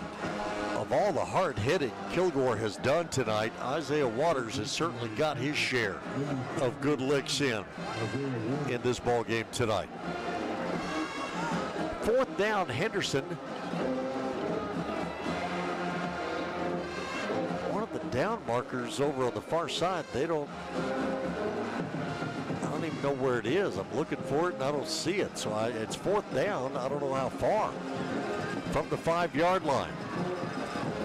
Henderson is going to be offsides or illegal motion as Lamarian Coleman turned toward the line of scrimmage a little too soon. So we'll see if that's a 4th down play that Henderson can be penalized for, or if Kilgore can decline it and take over the ball. Big situation here. 27-12, Kilgore lead, 5:38 to go here in the 4th. Illegal shift on the offense. That penalty's declined. Ball goes over on downs. Yep, that's what I was afraid of. So the penalty is going to stop the Henderson drive at the 5-yard line, 6-yard line. Kilgore will start at their own 6 with 5:38 to go here in this 4th quarter. Well, it's been an entertaining ball game, no doubt about that. Certainly not the 50-50 score that some people probably thought was going to happen. Both these teams like to score. Kilgore defense has come to play. So Kilgore on 1st down at their own 6-yard line. Williams on the handoff straight ahead. Henderson defenders hitting hard, trying to strip the ball away, I'm sure, but Williams is able to get out past the 10 to the 11-yard line. 4th quarter tonight, service of Griffiths Towing and Cooper's First Automotive. And again for Kilgore with the football, they will take their dear sweet time getting up to the line of scrimmage and running the play. Brooks, the quarterback, in the shotgun back at his own 7-yard line. Single back in the backfield next to him. Takes it, hands off to Williams, and Williams is going to be upended immediately as, again, defensively, Samaj Deckard, senior, in on the stop.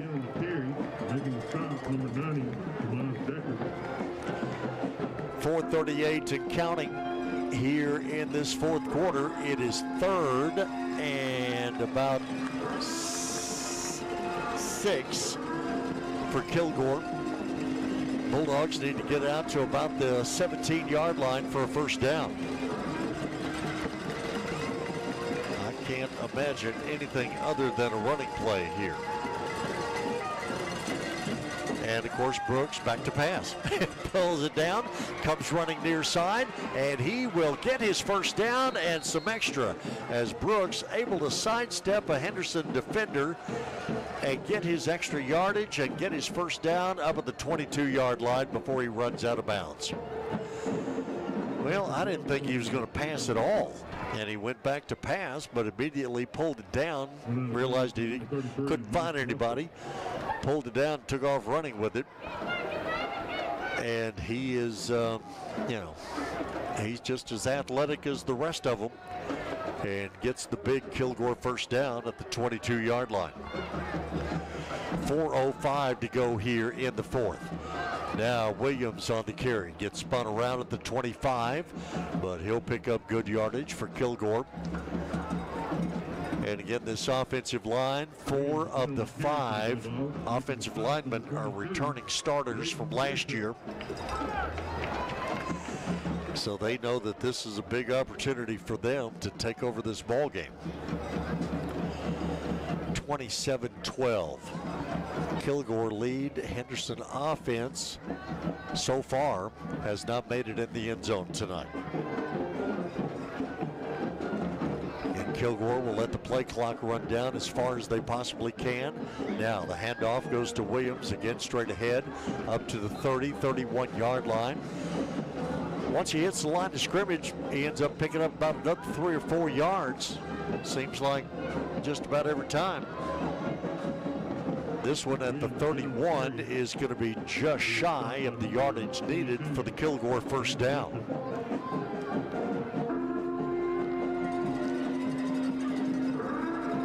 It'll bring up 3rd and a yard.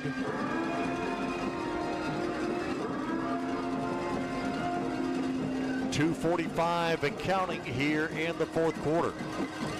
Brooks under center in a goal line set. And he will take it himself. Gets a push from the running back behind him.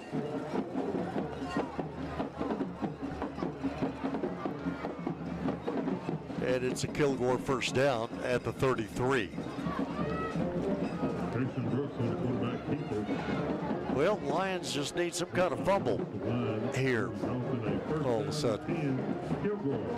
As Kilgore started this drive back at their own 6-yard line, and they've made a couple of first downs, have it out at the 33. 2:15 to go here in the 4th quarter. Kilgore will have to run a play before the 2-minute timeout. It'll be a handoff to Williams straight ahead, and Williams up quickly past the 40 to the 43-yard line. Gang tackled by Henderson defenders, but not until he was up to the 43. 2-minute timeout here at Lions Stadium. 2-minute timeout. Sponsored by no one. But with a 27-12 Kilgore lead over Henderson, we will take the timeout and take a break. Henderson football here tonight on KWRD 1470 98.5. Here's Colton Wallace talking about Wallace & Sons Wrecker in Henderson. I love giving this service. This is what I've always done, and I love it. It makes me feel good that I can take care of somebody when they're in need. If y'all ever feel like y'all are in need of this service, promise you right now, you can call me, and I can come get you anywhere. I service Longview, Kilgore, Jacksonville, Carthage, Marshall, all them areas. Call 903-657-7271 for Wallace & Son Wrecker Service in Henderson. 27-12 is our scores. We're back once again here at Henderson Lions Stadium. Martin McClain, Jason Martin, Ken White.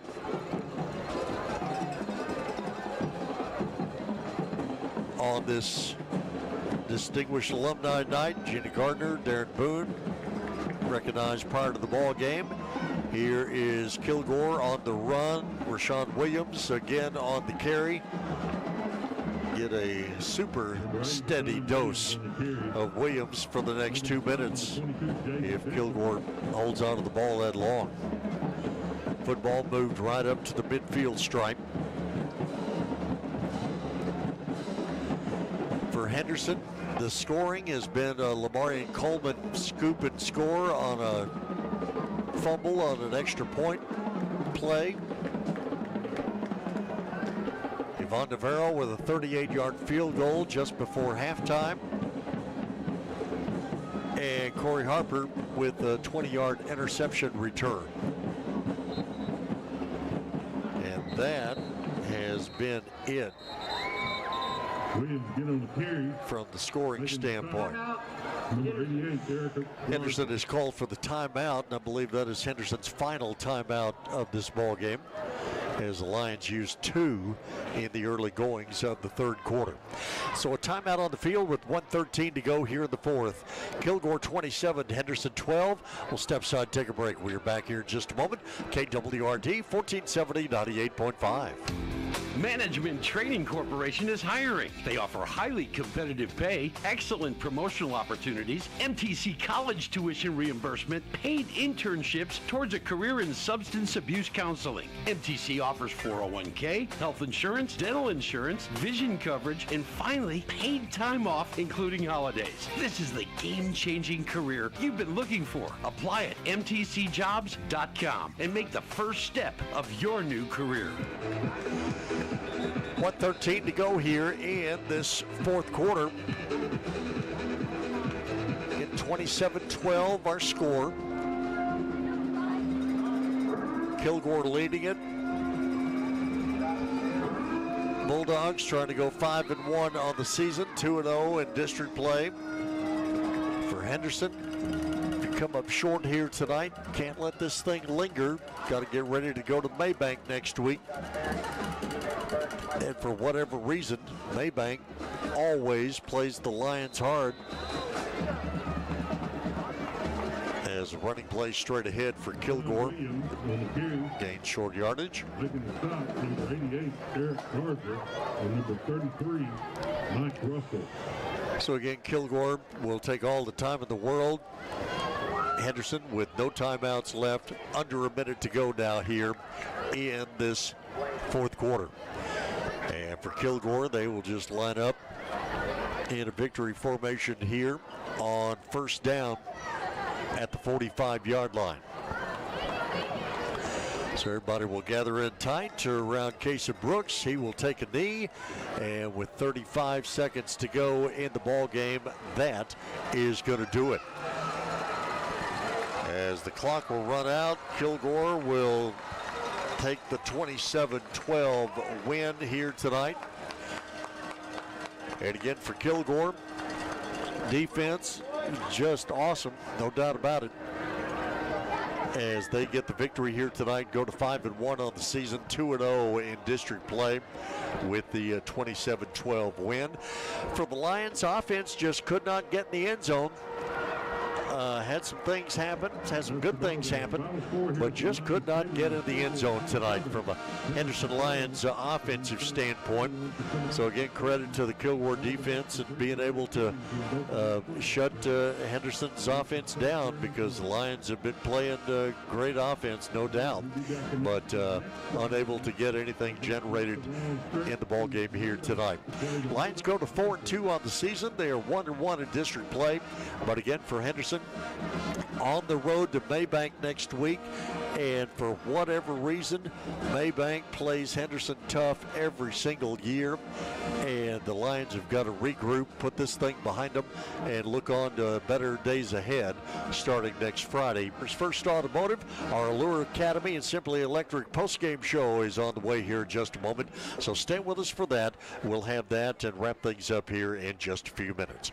Once again, our final score here tonight at Lions Stadium, Kilgore 27, Henderson 12. We'll step aside, take a break. We are back here in just a couple of moments. This is KWRD 1470 98.5. You can get in-stock cash savings at Peterson's when you come inside, relax, and save on your new furniture. Peterson's is delivering a new level of comfort with fabric or leather sofas, solid wood bedrooms and dining rooms, accent pieces and accessories, with cash savings discounts of $200 to $600 off all in-stock items. Plus, you always need new rugs and accessories, and we have both in stock at 20% to 50% off. Come in today and see why there's no place like home with Peterson's. Peterson's Home Furnishings in historic downtown Henderson. It's time to think about home. S&N Cleaners and Laundry Service in Henderson is the only full-service in-house dry cleaners in Russ County. That means that your clothes stay right where you drop them off. Quick turnarounds for shirts, pants, dresses, suits, and even your bedding like comforters. S&N Cleaners and Laundry for all your dry cleaning and laundry needs. Go see Wayne and his staff for great service and great value. S&N Cleaners, 215 East Fordall in Henderson. See them on Facebook or call 903-657-4545 today. today. Blue Brothers in Henderson is your authorized General Shelters dealer. General Shelters of Texas offers complete finished prefab pier and beam style cabins with appliances included, ready for you to move in. There are 20 models to choose from. 1 bed, 1 bath, up to 3 bed, 2 bath. There's one right for you. These homes hold their value and are built to last. Find yours today at Blue Brothers on Highway 64 in the Loop in Henderson. Call 903-657-2743 to order yours today. Fairway Ford in Henderson kicks off the football season with a special sales event. Get this. $12,000 off MSRP on a brand new Ford F-150 or $10,000 off MSRP on a new Ford Bronco. But that's not all. How about this special lease deal? A new Bronco Sport, Escape, or Mach-E Mustang for only $399 a month. See dealer for details. Fairway Ford. Look for the sign on 79 and check us out online at fairwayfordtexas.com. Back once again at Henderson Lions Stadium. Mark McClain, Jason Martin, Ken White. Tough one tonight for the Henderson Lions, especially the Lions high-flying offense that has been scoring so many points. Kilgore defense came to play here tonight. A very impressive group as they came to play here, and Kilgore takes the victory in this one and shuts the Henderson offense down, where Henderson offense never made it in the end zone in the contest tonight. 27-12 ends up being our final score. This is our Allure Academy Simply Electric post-game show. Quick recap of the scoring for Kilgore. They scored the first time they had the football tonight. Rashawn Williams, their fine junior running back, took it 69 yards with 8:44 to go in the first quarter. So Kilgore led 6-0. They line up for the extra point kick. The holder lost control of the football, and so it never got kicked at all. Lamarian Coleman picked it up for Henderson, took it back all the way for the 2-point conversion.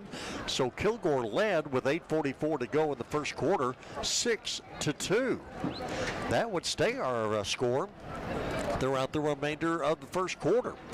But Kilgore in the second quarter, it was Casey Brooks, a quarterback, to LaKeelan Graves in the end zone for a touchdown pass, some 17 yards.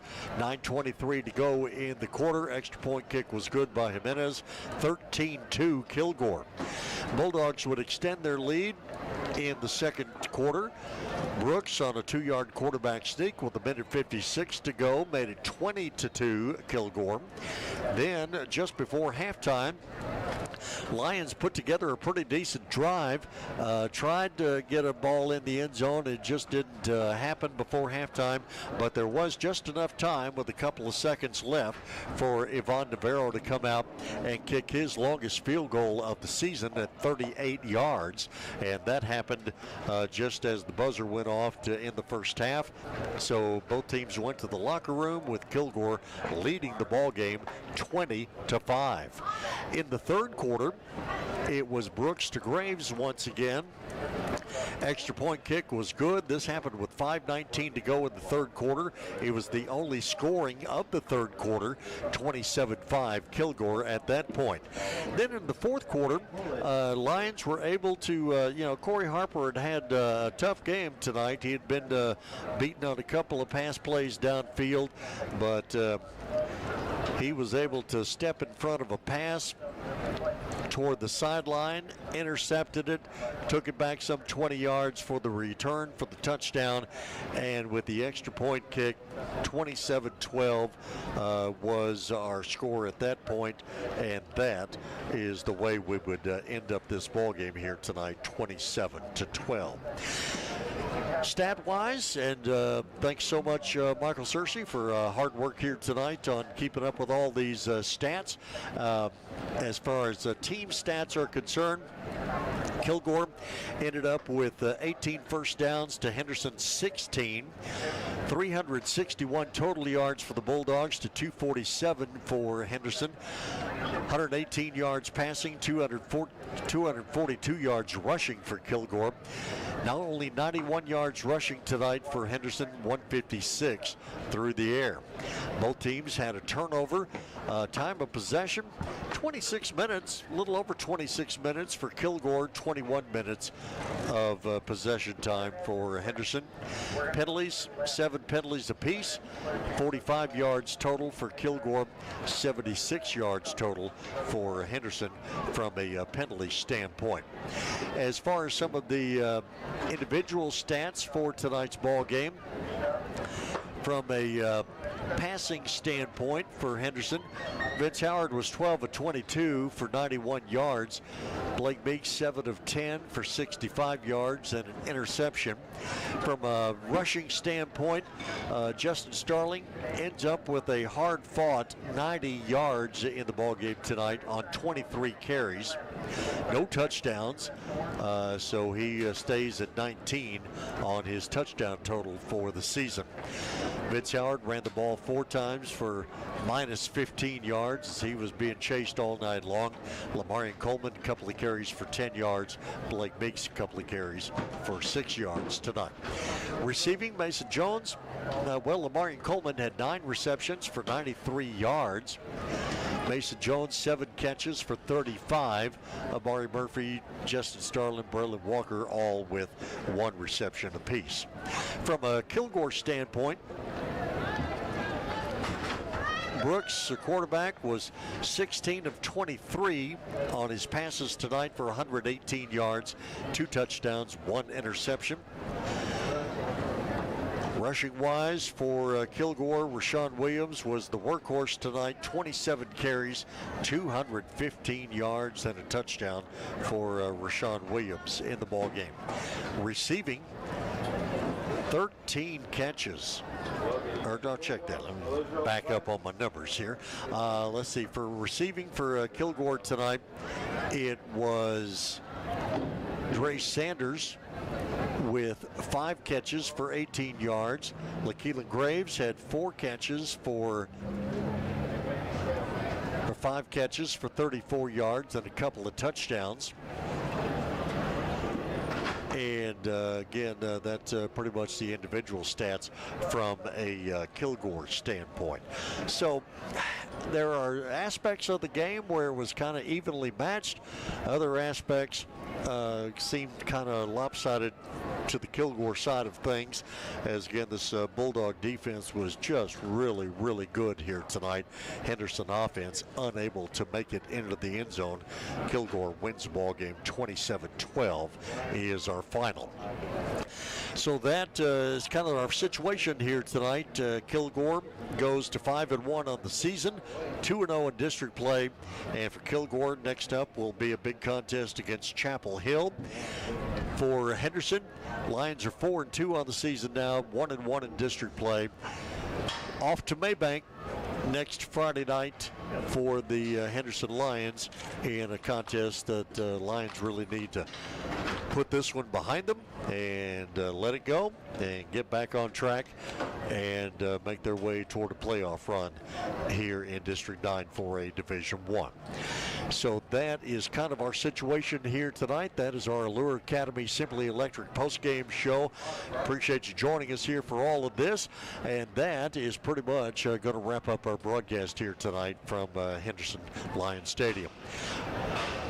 We invite you to join us again next week when the Henderson Lions take on the Maybank Panthers at Maybank. Our coverage begins with the Henderson Coaches Show at 7, pregame 7:15, and the kickoff Henderson at Maybank next Friday night at 7:30. Once again, our final score here tonight at Lions Stadium is Kilgore 27, Henderson 12. Now, on behalf of all of our great sponsors, and we appreciate them very much, on behalf of all of our sponsors, Jason Martin on our camera, Ken White, our video producer, and Michael Searcy, our at-large guru behind the scenes with the stats and the graphics and everything else. Thank you, Michael. Appreciate it very much. I'm Mark McLean. We say good night from Lions Stadium. Once again, our final score here tonight, Kilgore 27, Henderson 12. This is Henderson football on KWRD 1470 98.5.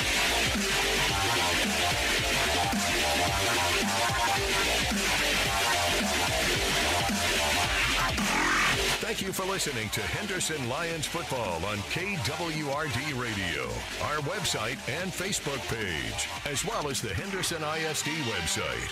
Tonight's game has been brought to you by AT&T Allcom, Randall Dodge Chrysler Jeep Ram, Gas and Supply, Griffiths Towing, Allure Academy, Henderson Football Boosters, Fairway Ford, Ballou Brothers, General Shelters, SNN Cleaners, Peterson's Home Furnishings, MTC, Wallace & Sons Wrecker Service, Cooper First Automotive, Cook & Son Roofing, Allure Aesthetics, Tarpworks, Simply Electric. Join us again next week for Henderson Lions football, right here on KWRD 1470 and 98.5, and E-Tex Radio Group Station.